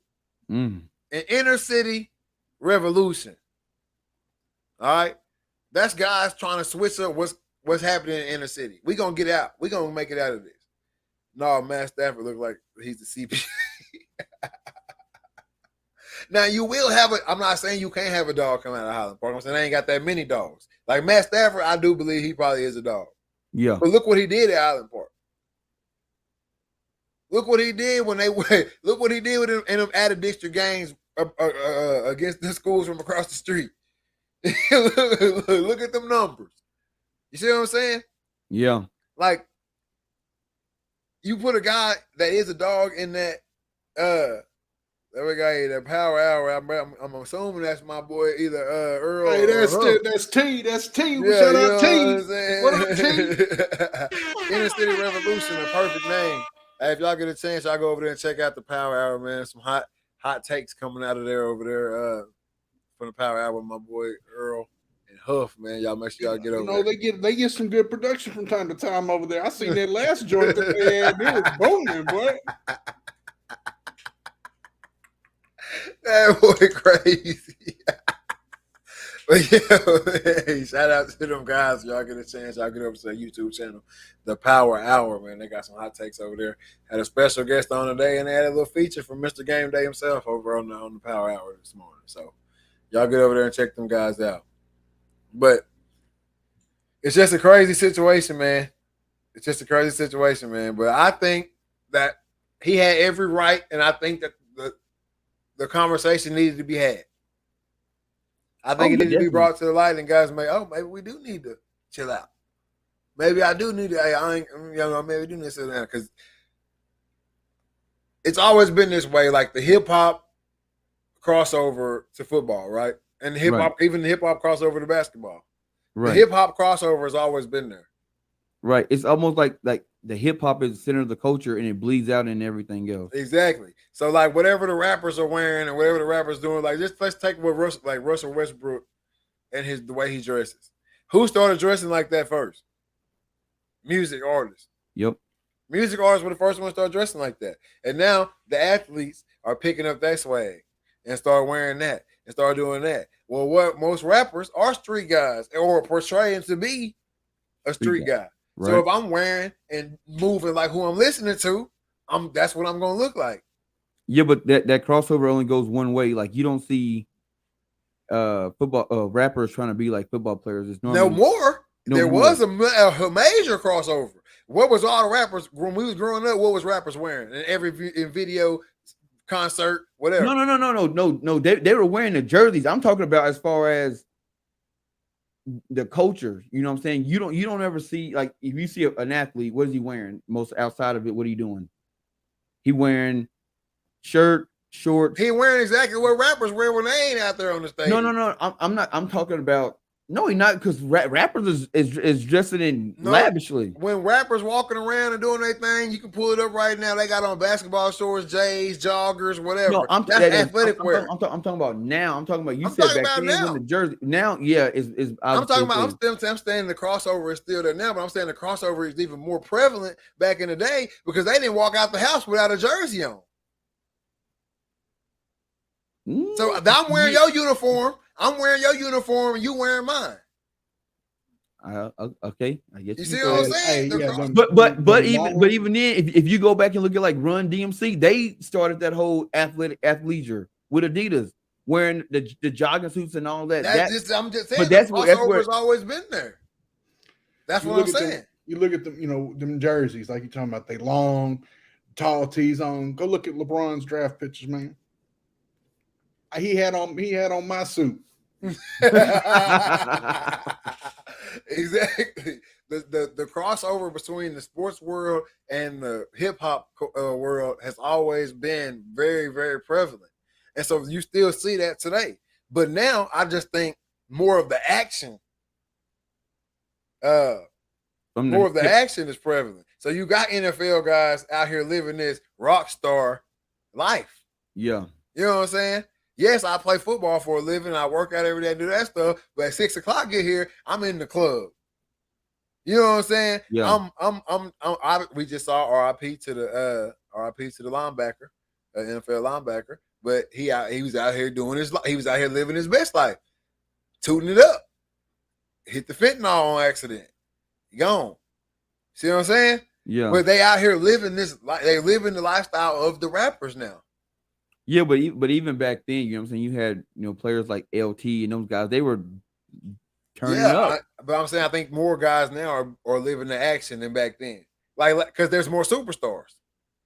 Yep. Back then, LT and them guys were the select few that were superstars and that was able to get in with the rappers and get in with the movie stars. Yeah, but now once you get in the door, you damn near can get in with anybody because social media done made it where we all kind of on the same level. I was just about to say social media is give you access to an audience that you probably would never be into. You got that little blue check, okay, you can get in this group. The media do it though. We don't have to see them coming off the bus to the stadium. They do it in college now. Social media plays a huge role in it. I mean, we watched Antonio Brown get his furniture repoed. I mean, yeah, we get to see into these guys' life even more. So we see it more. It's more prevalent. I think they're taking on more of the actions. The rappers now are all trying to be killers. So now the NFL players got to walk around and I got to look like and act like and be like a killer. And I got to and tote that piece. Well, that's just protection. You need to. Hell, with all that money. On me. With all that money. Hey, with all that money, you better do something. Yeah, I think you should have somebody with you that you shouldn't have it on. Man, ain't nobody gonna take care of you like you. Yeah, but a lot of them guys are in states where they can't. I mean, yeah, you gotta follow the rules now. Yeah, I ain't saying y'all gotta be no fool. You gotta follow the rules. But at the end of the day, and that's what I say about everybody, because everybody's like, oh, why don't he just get security and have security? Yes, you should have some security. But at the end of the day, ain't nobody gonna take care of you like you in one of them situations. Hell, I ain't never been in a situation with this security guard before. Hey, you done seen, these players walking into these stadiums and arenas and stuff, big cats, dude you don't want to square up with. And they got the homeboy, no shade, like measly walking through with them. What you think you there for? Exactly. He got that little bag strapped around to the side. You know what I'm saying? Or whatever. But if I ever reach that pinnacle of celebrity status, which I hope I never do. You know what I'm saying? But the money can come. But I don't really want that celebrity status like that. But if I ever do, yes, somebody gonna be, or a few people gonna be with me that can handle the situation. But don't ever think that I ain't gonna be able to handle the situation as well. And we ain't taking applications for no positions. I'm sorry, but that is they close. They stupid close. Because, like I say, I've never been in that situation with him before. He might not have ever been in no situation before. Neither one of us know how either one of us is gonna react when it pop off. So how can I fully put my trust that you're gonna take a bullet for me? Because hell, I wouldn't take one for you. You see what I'm saying? Yeah. I'm walking around with two dudes. I wouldn't take one for you. But like even like Plesko Burrs, he damn near shot himself out the league. Shooting yourself in the leg, I mean, that's just a damn bad luck, I guess. Shooting yourself, you know what I'm saying? Like, and then you in New York. So that's, you know what I'm saying? You gotta follow the rules, my boy. You in New York, you ain't supposed to even have no gun. Right. Outside of your home. So you did that to yourself. You got yourself in more, because he shot himself in the leg. Everybody's like, oh, how you get so much trouble for shooting himself in the leg? No, he shot himself in the leg in New York. With a gun he wasn't supposed to have. Exactly. Outside of his home. Exactly. So that's a whole nother situation. Looking like Rabbit off 8 Mile. Exactly. But see, Rabbit wouldn't have got in no trouble for shooting himself in Detroit with his own gun. You know what I'm saying? Like, that's just bad luck. So Plesko ended up getting in legal trouble, which got him out of the league. Not necessarily shooting himself in the leg got him out of the league, which right now he on like a little interview tour. I need to go check a couple of them out because he goes through the whole day. And one of the interviews he goes through the whole day, so that's probably gonna be a good little watch. But yeah, man, it's when you read the last thing he said about the kids are looking up to us, I always have that weird feeling about that. Like, I understand you're a celebrity athlete, but at the same time, like, do you take on the role of a role model, even if you don't want to be a role model? And everybody like Charles Barkley, I'm not your role model. Do you still have to have that image, portray that image? This is right here. This gets a little gray. This gets a little gray, right? Because we all know in life, your roles are really picked for you. You see guys try to be a leader who ain't a leader. That shit don't work. Right. And then, you know what I'm saying? But there might be a dude who ain't trying to be a leader, but he got that leader trait. And whatever he is doing, others do it. Follow. So if he doing the right, everybody around him end up getting to the bag, blase, whatever it may be. If he doing wrong, everybody around him end up strung out in the pen, blase. We see it happen all the time, right? Is it your duty or your responsibility to pick up that leadership role? No, it is not. Would it make this place a better place if you did pick up that leadership role and use it for a positive gain? Yes, it would. Yeah. But no, if you are because I'm not gonna say change who you are because you made it to the league. You know what I'm saying? You sit here telling people every day who want to change their gender or anything like that to be who you are. You know what I'm saying? Do what you got to do. Be who you are. But just because this dude comes from a tough, rough background and this who this person he is. Oh, well, now you're in the NFL. You're a role model. No, I like going to the strip club. I like drinking drink. I like smoke, and none of that has to do with my job. So why do I have to be a choir boy now that I've made it to the NFL? Well, I guess because you have an employer who's like, yo, bro, I'm like, but my employer is not stopping me from doing hold any of that. hold on. You're not just a regular employee. Like to the owner, you're an asset. Like I've invested a large sum of money in you, so I want you to be available. But listen, I need you to act this way because not only are you an employee, but you are also the face of my organization. Listen, no, those players, this type of player don't become the face of the organization. When you draft the guy, you know if he can be a face. No, but I'm saying, okay, for example, look at Marshawn Lynch. If I'm an owner, yeah, he is not going to be the face of my franchise. You know, if I can help it, but his performance and just his overall personality is going to make him the face. When you think of what you call it, the Seahawks and that time, the Legion of Boom and all that, Marshawn comes up. He was definitely a face of the franchise. Yeah, and as much as people wanted, Russell Wilson was he was not, I wouldn't say the overall. But listen, before I'm gonna let you keep going, but I'm gonna ask you this question before you keep going.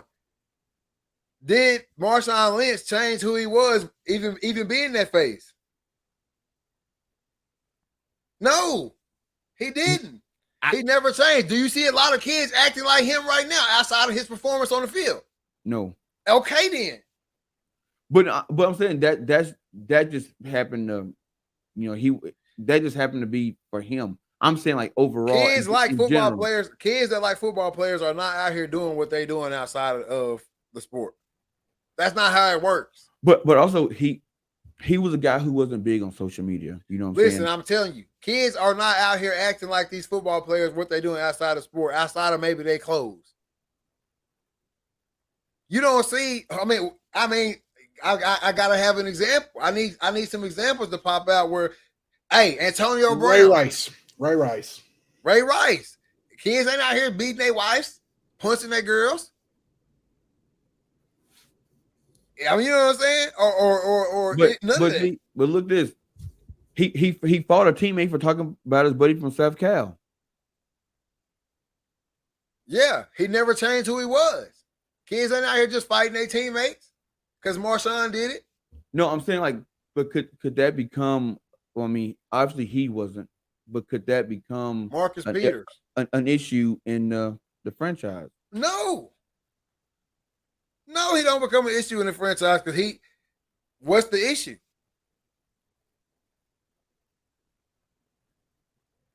I mean, fighting your teammates. I mean, that happens on any roster. I mean, you know what I'm saying? That happens on any roster. I mean, teammates fight, but I mean, still. I mean, I say I can see it from both sides. I can see a player saying like this, hey, you knew who I was, especially this. If you knew who I was before when you drafted me, you can't expect me to be different. Exactly. Now I can understand if you drafted Russell Wilson and then once he come in the league, he started acting like Antonio Brown. You could be like, hey, bro, you ain't what we thought you was. You know what I'm saying? You draft Russell Wilson, he started acting like Future. Yeah, exactly. So now it's like, but they had to cut a guy he fought because Lynch was still there. They might have cut him, they might not have cut him. But who gives them? But I also see it like this. I know, what's his name? Exactly. Who was the Cowboys coach when they won on Super Bowls? Gray hair. Oh hell! Come on, man. You know. No, you know. Come on, Surratt, help me out. Who was the Cowboys coach? He coached in Miami. I don't know. I wasn't alive yet. Yes, you were. Come on, man. I don't know. Oh boy, you had to say that. Jimmy Johnson. That's him. All right, so Jimmy Johnson. He had thank you, Surratt. Jimmy Johnson. He said, look here. Emmett can be late to practice. If you practice squad, you can't be late. Because Emmett is more of an asset than the practice squad guy is. So a guy like Marshawn getting to a fight in practice, I gotta weigh my options. Am I gonna cut Marshawn? I'm gonna cut the other dude. One of them got to go because they can't be here at the same time. Marcus Peters, whoever he was, you got to go. No, I'm just saying Marcus Peters. I was just saying another name, Marcus Peters. That's not who he fought. Oh, whoever he fought. Hey, you not an asset. Like Marshawn gonna run for 250 next week. What you gonna do? You got to go. Exactly. Or they both stay. I was those teammates fight all the time, and both of them they stay. I mean, it is what it is. People fight all the time, but my thing is kind of like Measley said: kids ain't drinking Henny before the game because Marshawn has come out and say, "Hey, I was taking shots of Henny before the game." I'm sure there's a couple. No, but they're not doing it because of Marshawn. They're doing it because they look on early onset alcoholics. Yeah, they're doing it because they are Marshawn. They the Marshawn of their exactly. Exactly. Not because of Marshawn doing it. Like, I've never agreed with. First of all, because I'm not gonna have my kids think this celebrity. You should do everything a celebrity does. If you like a rapper, you like him because the way he rap. If you like this athlete, you like him because he played. If you like this philanthropist, you like him for their philanthropy work. You know what I'm saying? Yeah. That's how we rocking over here. You know what I'm saying? And that's how I do it. Yes, I like the stuff that LeBron does, philanthropy-wise, but I like that for that. And I can separate his game from that. Right? I don't like him as a player because of the things he does off the court, or I don't like him off the court because of the things he does as a player. See what I'm saying? Yeah. But see what I think now with this younger generation, how you're able to separate them, I think they think it all comes in one. It all has to be one. I can't listen to NBA YoungBoy and just listen to him. I gotta go out and do the shit that he do. I can't just listen to King Von. I gotta go out here and do the shit that he do, because obviously what he did is what got him to where he at. And a lot of cats today, now that goes for the music. Now sports, you hit the nail on the head. I don't think there's a lot of athletes saying, shit, Carmelo Anthony when he get done when he get done with the game, he go to the club. So I'm gonna go to the club. Like I don't think kids are doing that because that's not part of the athletic image at all, man. But that's just always going to be a question, I guess. It's always going to be like a thing that's up in the air. Like, once you hit celebrity status, once you have a following, is it your duty to be a role model to your following? And I don't think so. I don't think it's my duty to be a role model to you. I think it's your duty. I think it's your duty to choose whether you listen to what I'm doing or watch what I'm doing outside of what I'm doing. Right. You know what I'm saying? Like the Marshawn Lynch situation. If you become a Marshawn Lynch fan, if you become a Marshawn Lynch fan because of all the antics, and the not talking to the media, and that's why you like Marshawn Lynch, that should not weigh on where you put him on your list of running backs. Okay. See what I'm saying? Yeah. And vice versa. Wherever you have him on your list of running backs shouldn't go up or down based on him not talking to the media. And if that's how it should go. And I think that's how it does go for the most part. Do we have, every system will be taking advantage of? There's always one-offs. One-offs aren't the majority. Exactly. And you know how I feel about that.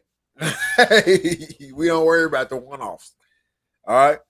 Kids today can't name 5 guys in the NFL. My LBs probably don't know who the best LBs in the league are. I bet most kids today couldn't tell you who Devin White is. And I think that's like that generation that's there right now, because the little kids that I work with, they know it. Because it's the era. It's the statistical era. You got to know you need to know the stats on these guys, because that's what makes a guy good. The intangibles right now are really going out the window. And I think that's also another reason why we're starting to see more guys act how they want to act. Because really, in all retrospect, what is being that stand-up league guy getting guys nowadays? Besides bounced around from team to team and talked about. Exactly. But the dude who come out here going wild, you know what I'm saying? Doing his own thing. He gets contract after contract after contract after max deal. You know what I'm saying? But his production is there also. Can't leave that out. Said rings. Rings. You can go get you a couple rings. You can really stay in the league for a long time. You can go get you a couple rings. You can really stay in the league for a long time. You can always bounce around off that. Yeah, but I think the guys in the league now that they have these crazy antics, once they leave the stadium, they cut it off. Like they know, like Joe Burrow is Joe Burrow. He's whatever his nickname is. What they call him? Joey Prime Cool. time. Joey Joe Cool. Cool. Joe Cool. He Joe Cool. You know what I'm saying, between the lines. And then when he put them pads off and go to the house, he's Joe Burrow. I'm Joseph Burrow. I'm Joseph. I'm Joseph. I'm not. I ain't got. I'm Joseph C. Burrow. Yeah, I'm not doing all that extra. That's just between the lines. Same thing with like Jamar Chase. Jamar Chase out there dancing, got the gold chains on in the game. But when he go home, Jamar Chase, man, I'm out cooling. You don't hear from him. A lot of you guys, you don't hear from him anymore. Say what you want, but Antonio Brown is Antonio Brown 24/7. Yes. It's the guys that don't know how to cut it off or don't know when to cut it off. Exactly. And I mean, it's just you get stuck in it too, right? You get stuck in roles like that. We see actors. We see it happen to actors. So why wouldn't it be able to happen to somebody who really out here acting? See what I'm saying? Yeah. Only certain organizations, Bengals let Pac-Man do whatever, but there's been some fools to go to New England. You never hear a word from them. Oh no, they New England ain't they see New England, you can't even ask for no money, New England, they're gonna ship you out. Yeah, you gone. The Patriot way. That's not the Patriot way. There's one that comes to mind that was he might have been quiet about it, but hey, that's what I'm saying right here. Look, if everything they say about your boy is true, if everything they say about that man is true, hey, either he already had hit him with the stick up kid, and so they couldn't say nothing to him over there, or he was slipping and sliding. One of the two. Aaron Hernandez. That's exactly who we talking about. Yeah, he's looking confused. Go ahead and put Aaron Hernandez. If he was out here killing folks and dealing dope and doing all that, and was still coming to the office and doing it without a Patriot way, he was a bad man. Was a bad man. That's all I got to say. We ain't gave him enough credit yet. Man, I think a lot of that stuff about him that came out is just the fact that he gone and can't defend himself. So now I think they just tacking stuff on. Yeah, I do. I don't think like he would have played for any other team. Like if he'd have played for Miami, like the Dolphins, or if he'd have played for Tampa, or even a Kansas City back then, or the Raiders back then, I could go for it. But the fact that he was in New England and all the stuff that's coming out of New England, how strict it is, and how you gotta act this way, and you gotta perform this way. We know the performance was there. You know what I'm saying? But you telling me that he a stone cold killer, multiple bodies, stupid deep off in the game. You know what I'm saying? And he coming in there acting the Patriot way. He acting the Patriot way at every event. Ain't nobody pissed him off in the locker room yet. Maybe the Patriots just have a bigger rug they sweep everything under. No, I will say now, Kraft is a bad man. We do know this because he got some allegations himself. but wasn't there a cat with a Patriot got caught with a bunch of pats? Yeah, and we never heard nothing legal about him. Patrick Chung or whatever his name was. Yeah, y'all know. And he's still playing. Yeah, not in New England. I don't think. Hey, shout out my boy PC, man. Shout out my boy PC. Hey, he got caught with like 2 kilos in the trunk. Measley, I can't be fooling with Measley, man. I got to get off here. Hey, Patrick Chung right here. Pastor Christopher Chung is a Jamaican-American football player, safety, who played in the National Football League for 12 seasons, primarily with the New England Patriots. So I guess he ain't in the league right now. He got done playing in 2020. Yep, in 2020. He went to play 10 NFL careers in New England. Chung opted out of the 2020 season due to concerns of COVID and never got put back in. So he didn't even go, he ain't had no legal trouble. He dipped off COVID. So Robert Kraft is a bad man. Or Arthur Kraft. What is it? No, Robert. Robert Kraft is a bad man. So they did have a big rug to sweep it under. But what I'm saying is the Patriot way, from what everybody says that's come out of New England, we ain't sweeping that shit under no rug. or we gonna sweep it, but you gotta go. Yeah, and he obviously that was like in what 2017, 2018, Yeah, and he played 3 more seasons. we gonna sweep it, or you gotta go. You know what I'm saying? Or it's you doing too much. Because if Hernandez was as deep in as everybody says, you piss him off enough at practice, he'll kill you. That's basically what y'all told me in the documentary. Yes. If he was doing all the stuff that y'all were saying he was doing in the documentary, if you piss him off on that team and he got to see you every day, and you piss him off and you annoying and you doing all, he will kill you. If you a coach and you disrespect him in front of the whole team, he will kill you. But like I said, I think they were just putting it like. So when people film these documentaries, they gotta make it salacious because that's how they're gonna get you to watch. Because who wants to watch a 2-hour documentary and all you doing is talking, positive about the person? You gotta make it salacious, especially if you want to get headline news. You know what I'm saying? And I think they tacked on a whole bunch of stuff on him once he was gone because he wasn't there to defend himself. You know what I'm saying? Yeah, probably so, man. Probably so. Right. What can you say, man? What can you say? All I know is I feel like Teddy Bridgewater, I'm not gonna say he overstepped. I do agree with him in some sense, but I think he needs to take a step back and think, dang, when I was at Louisville, what did my locker room look like? Well, these are the same guys that's in these other locker rooms around the league. You see what I'm saying? Yeah. So I do think he needs to take a step back and think about it. In that aspect, other than that, he hit the nail on the head, man. I mean, hey, we are in front of everybody. We're going to talk about this, especially for our community. We talking about raising up the youth, and we trying to put a positive light on this and a positive light on that. Well, we at the top. What we going to do? We're going to live up here and live this certain way, but show them how to live like this and stand up here and watch them? Or we going to show them, hey, this how you get to this. This how you act in this setting. This how you. So I see where he's coming from. I just think he needs to take a step back and realize, like, damn, a lot of these dudes really are street guys. Yeah. Instead of bashing them for acting like a street guy, let me come out and say, hey, this is what we need to be doing. Yeah. See what I'm saying? Like, I just think it could be. I can agree with that. A different way. But y'all know what time it is, man. It's that time of the show. We open up the floor. Anybody want to hit that link? Come on with any rebuttals, anything to say, any shout outs you want to give, anything like that, man, hit that link. Get your little 5 seconds, 5 minutes, how much you need the time to get across, you got to get across, man. Likes, concerns, things you want to hear us talk about in future shows. This is your time to hit that link and come on and let us know. So, hey, Cam was talking about some banana pudding cookies. Who making them? Your sister. Oh, I see. I ain't never gonna get none. I'm never gonna get none. You'll never get it done. You're never gonna get none. Hey, y'all ever wonder who that mama person was?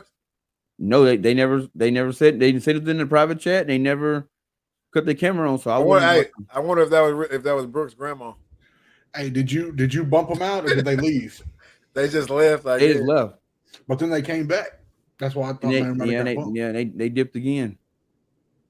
Yeah, I don't know what happened, but yeah, if y'all want to come in, man, we can't do the no camera thing unless you hit us up and let us know previously, before or prior, that you're not gonna have a camera, because we just can't do that. Exactly. We just can't do that. It's too risky, man. But if nobody gonna hop on, I'm gonna give one more read to my boys over at the Fedora Volunteer Fire Department. If you are interested and you want to go on a hunt of a lifetime for whitetail or elk, please go to www.myevent.com/hunt of a lifetime and buy a raffle ticket. They are selling 200 tickets each, and you'll be able to have a chance to win a hunt and like I said, get a big elk.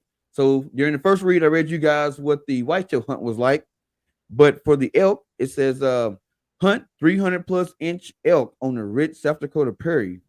Wake up, crawl into your stand, and feel the adrenaline build as you watch trophy bulls graze the tall grasses agricultural land and shelter belt. Feel the rush as you pull the trigger and harvest your trophy. At South Dakota Prairie Acres, you can hunt with the weapon of your choice. Harvest your trophy bull with the rifle, bow, or muzzleloader. Your 3-day fully guided elk hunt adventure includes all food and lodging. So, if you are interested and you want to go on a hunt of a lifetime, go check out my boy Leroy in the Fedora Volunteer Fire Department at www.myevent.com/hunt of a lifetime and get your raffle tickets today. I'm not gonna play with you, bro. Hey man, look like we got Coach Surratt. Coach Surratt trying to join on the live right now, man. I'm gonna let him in here, Cam. What's going on? What's up? What up? I tell you what, 18,900 for that hunt for what's left. Yeah, if you want to buy all the tickets, I'll just go pay 9,000 for the hunt. Save exactly. Just No, I've spend done you a a band couple- or two. You spend you $1,000 or $2, and you'll be all right. Yeah, I don't know about all that. I'll probably just go hunt up in Arkansas and call it a day. Right? No, I've been on some of them high fence hunts. Some of them are good. Some of them are, you can tell they're for city slickers. Oh yeah, they definitely are. It's a majority of them are like because it's very small. But I know at South Dakota or Sodak Prairie Acres, I mean it's I think it's like 300 plus acres. So you gonna do some work. No, I called to go on a high fence hunt one time in Minnesota. And the guy said it was 75 acres, and I was like, "Oh, okay." I didn't go. What- It was 75 What for elk or whitetail? whitetail. Yeah. 75 acres, man. That ain't nothing. No, I mean, I've seen dog pens bigger. I didn't go. I saved my money on that one. Yeah, man. We ain't hit no high fence. We ain't hit no high fence. We ain't hit no high fence hunts yet, but They I ain't think I might bad. take one. I might try one, sometime just to, because if I don't fill this wall up back here behind me soon, I might start hitting them up. You know what I'm saying? Like I just need to get some more on the wall. You can also just get on Amazon and buy them, and then make up the story how you killed them. No, that ain't. I can't get down like that. No. That's as fake as I'll go. Now I want to hurt nobody's feeling to say it's fake, but that's that's as far away from us. My dad goes on a high fence hunt every year. I mean, Yeah. He's got 350-inch deer on the wall, and I went and sat in the stand. I've never shot one of them, but it's whatever. I mean, if that's your thing, that's your thing. And I can see, honestly, I'm not against high fence because, like somebody like me who a coach who doesn't have the time, especially if you make a run to the middle of December, your hunting season's gone. Yeah. So if you could run down to a South Texas ranch for a week, get a hunt in, kill a couple of does, kill your buck for the year, I probably would be money ahead if I just would buy one hunt a year instead of driving up to Wilton all the time, doing all of what I do, licensures, all that, and just take 3 days, a Thursday to a Sunday, go kill my deer and come home, Yep. So I can see where it could be beneficial for them guys. And it's beneficial if you're like an older guy, what I'm saying? If you're up in age, around that, 65, 70, and you still want to get that bull elk, it's hard to go up in the Colorado mountains. It's easier just to, hey, let me go to one of these high fence farms and get me one. Yeah, no doubt. There's no doubt.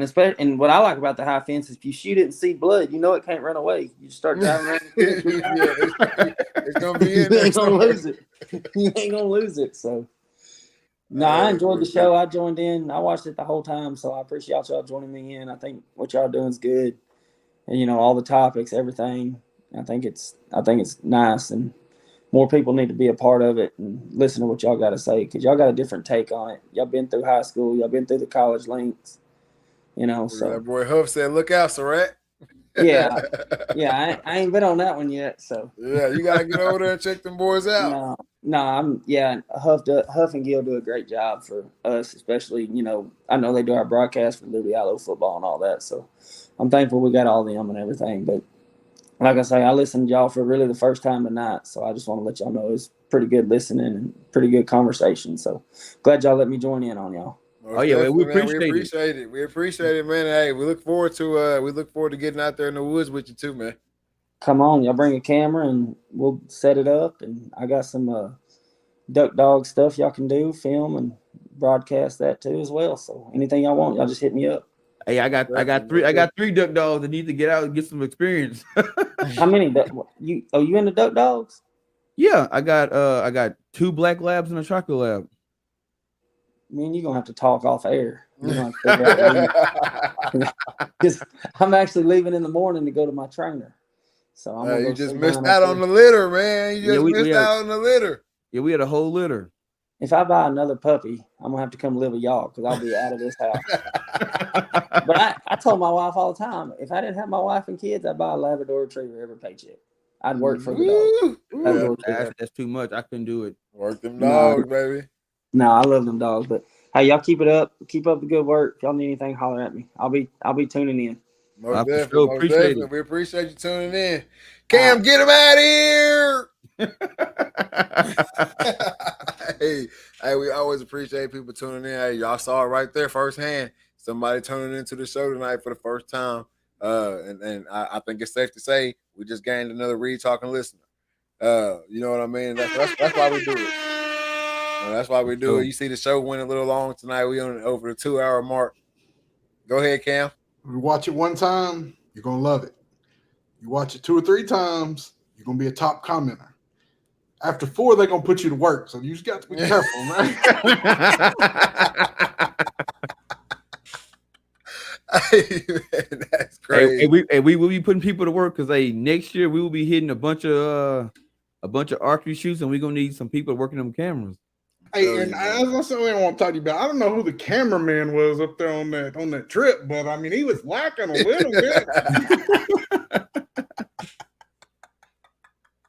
Hey, boy, you finna start something, ain't you? Hey, boy, crazy. Look, he said true. Hey, shout out my boy Measley, man. He did his thing on the camera.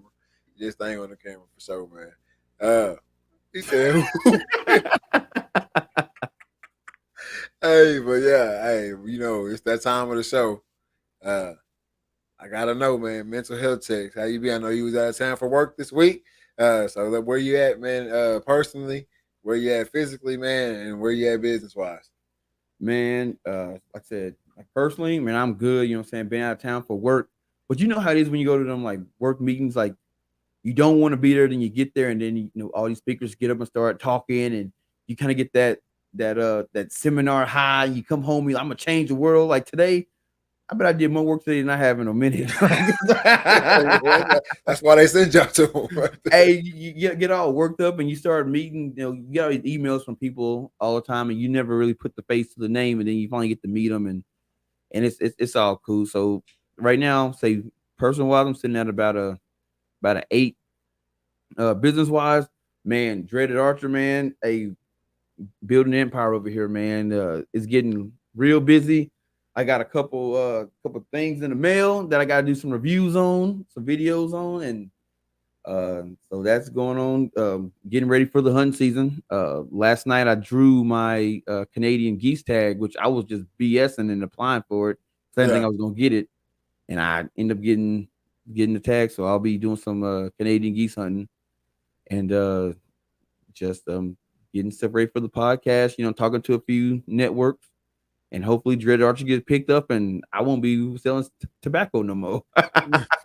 hopefully if everything is good. But yeah, business wise, man, I say a 10. I'm super excited. People constantly hitting me up about the podcast, man, and just all the content that I'm putting out. So like I said, business wise, I'm at about a 10. And then physical wise, man, bro, these 2 days are killing me, man. It's killing me. Killing you. Yeah, they killing me, man. I'm like, bro, like I got this. How they giving midget super deals? Talking about Kyler Murray, I'm assuming. On He late. On the midgets giving super deals. It's got to be talking about Kyler Murray. Hey, East Texas midgets, man, we still make money. But what you call it? Yeah, man, workouts, bro. I got a 50-pound sandbag, and then I got an additional 50 pounds, so I can throw it in and make 100. And just these hills, running these hills with the sandbag, doing fireman carries, hiking with my pack on with 50 pounds in the pack. Next week I'll be going to 100 pounds on the hikes, and just, I'm pushing myself to the limit now. I feel now I'm pushing myself harder than I did when I played football. So my body's just like, yo, what is going on? Are we getting ready for battle? Yeah. Yeah, basically, yeah, we gonna bury these woods. So right now, physically, man, I'm at about a 6, man. My body beat up, but I feel good though. I feel good. I'm looking good, so yeah, I can't complain. Most definitely, man. Most definitely. And for myself, personal wise, man, everything A1 Savage. Just took wedding pictures or whatever you call them, pictures, pre-wedding pictures or whatever yesterday, man. So we dwindling down the days or months to the wedding. So everything's good over here, man. 9-10 in that department. Physical wise, I get out there and get it done, whatever it is. Still booby over here. So I'm an 8-9 over there in that department, man. And then business wise, same thing. 8-9 in that department. We still going up. We running it up over here with the Read, Talk, and Listen. Success on the Dreaded Archer, you know what I'm saying? Since I do have a title over there. He's talking about Mr. Most Definitely. Hey, I got me a title over there on the Dreaded Archer. You know what I'm saying? I got hey, as long as that's rolling, I'm rolling. Executive producer, baby. You hear me? You know what I'm saying? But everything's going good, man. You see it behind me right here. It's been behind me on the wall right there, the Dreaded Archer. You see, no hats tonight. So we rocking it. Dreaded Archer team, man. But we talked today on the phone. I ain't let it slip. I ain't letting that go. I've been thinking about it. We gonna come up with something for that target. Oh yeah, come up with something for that target. You already know. I didn't already kind of ran it by Rick. So you tell Rick something, his mind get the exactly, and he'll liable to have a blueprint and all that stuff. Yeah, so y'all be on the lookout, man. We're tomorrow. Y'all be on the lookout for some new stuff coming out of the Dreaded Archer camp, man. We finna make this archery world. We finna bring the archery. We blend in the lines from the archery world to the athletic world to the regular Joe Blow to get up and go to work every day. We blend in the lines, man. We trying to bring everybody over here and just see what we do and see if you want to do it. Not necessarily doing it so that you will do it, but just see if you want to do it. You know what I'm saying? So y'all be on the lookout for that. Hey, I'm gonna tell you. Guess who called me today asking about a bow? Who? Kennard. Hey, bro. Hey, he's like, hey, do I need one of them expensive bows to get started? I was like, shit, no, man. It's like $200 to get you in. I said, hey, that what's it called? That Courage Warrior, baby. Oh, hold up. Hey, cut my camera off real quick. I got something. Tell me, that Courage Warrior shoot just as good as that Matthews, baby. And I tell anybody who's trying to get into archery, you can get a bow as cheap as you want, and you can get a bow as expensive as you want. It's all about what you put on it and everything. And I promise you, if you take the time and you shoot, you'll be able to kill an elk or a deer or a bear, whatever, with a $200 bow, just like you can with a $400 bow. That's just how it is. I honestly believe that. Well, look what he didn't.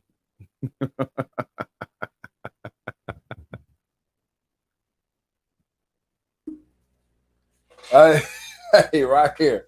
This is a good starter bow for anybody who wanted to get into the game, man. It's not that expensive. Obviously, it looks good, or I wouldn't have it. But it's a freaking Courage, Performance, Precision Power, Warrior, River. That's all it is. And, hey, it's a great bow. It's lightweight, not as light as some, maybe, but it's pretty lightweight. It's smooth. I shot this thing through a tree and still hit the target. So don't let nobody tell you got to have that top of the line to get all the power and all that. It's in the technique. It's in really what you feel. And this bow has been, it's been great for me. Man, it's the technique and it's who set your bow up. And if you ever find yourself in Sioux Falls, South Dakota, you go over by make sure you stop by Archery Outfitters. And I promise you, my people out there will take care of you. They know what they're doing when they're setting your bow up. Most definitely, man. That's how I'm rocking right here. It's simple setup. You know what I'm saying? I am right now. I'm shooting a 5-pin right now, but I guarantee you, I'm going. Who shoot Hoyt? Who shoot Hoyt? Nah, hey, Matthews over here. We don't shoot Hoyt. We did pick up some Hoyt bows. That's the thing. You picked up some Hoyt bows, some PSC bows, and I forgot. You see my boy back there too, just kicking it. Hey, stop playing with him back there. Look, damn near look like my shirt. I'm not a brand guy. I've shot Mission bow. Mission was my first bow. I purchased my first big purchase was a Matthews V3, Jesus. But I've shot PSE. I've shot Hoyt, not like shot them as my own bows, but I've ran across their whatever we call event tents or whatever, and I've shot test bows there. And I like all the brands. I hadn't ran across the bows that I don't like. So I mean, Hoyt makes some good bows. That the new Hoyt Ventium is pretty damn good, but I love that PSC Levitate. That's probably gonna be my next bow. I heard Nick got a endorsement deal off that photo shoot he had. Hey, no, I didn't get an endorsement deal off that photo shoot, but hey, it's gonna be I'm gonna be doing some more stuff with them pictures. Oh yeah, yes, sir. Yep, I got to test a few bows. I tested tested 2 or 3 bows with Hoyt, and one of them was the Ventium. I can't remember the other two, but with PSE, I only tested the Levitate, and that's their new flagship bow, and I was a big fan of it. I love it. Matter of fact, if you go to my Instagram, you can see me shoot it, or go over to the YouTube channel.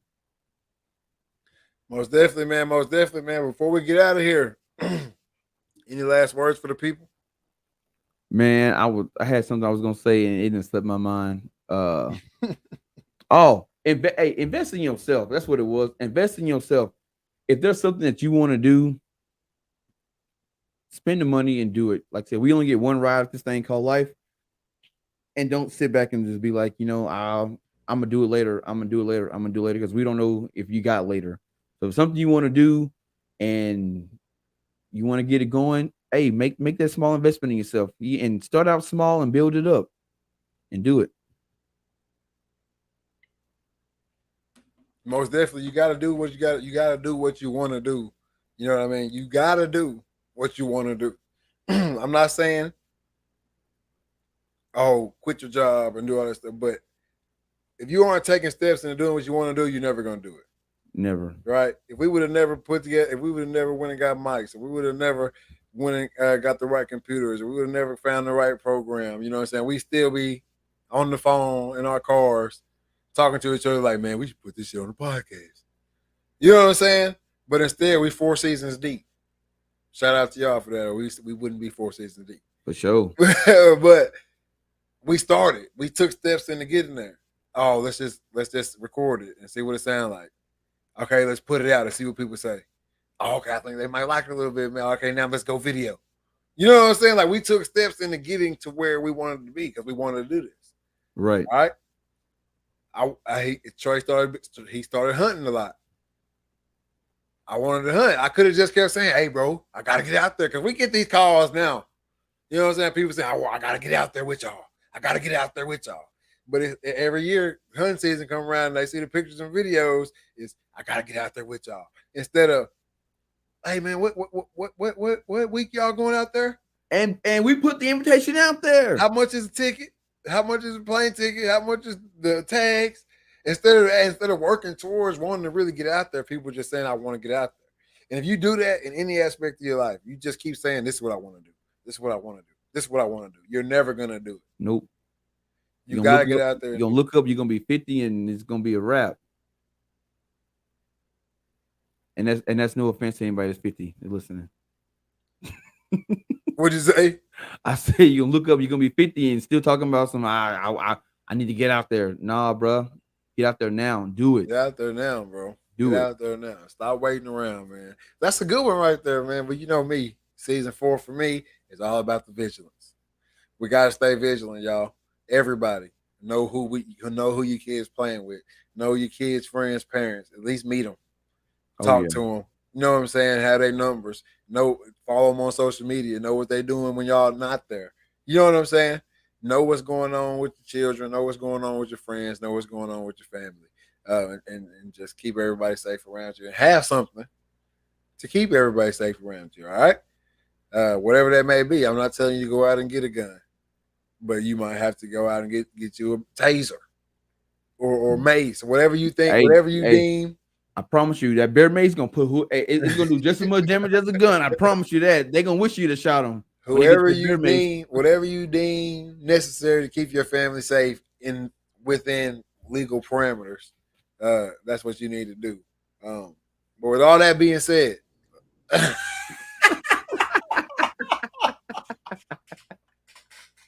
with all that being said, man, this is season 4, episode 8 of the Reed Talking Listen podcast. I'm your host, Nick Reed, along with my brother and co-host, Trey Reed. My boy Killer Cam in the back.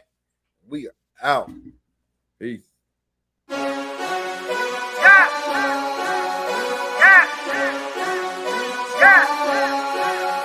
What? I mean, it's been turning on with her. The girl around us and she loving her. If we don't know you, don't come close to her. If you with your girl, let me hear you say, what?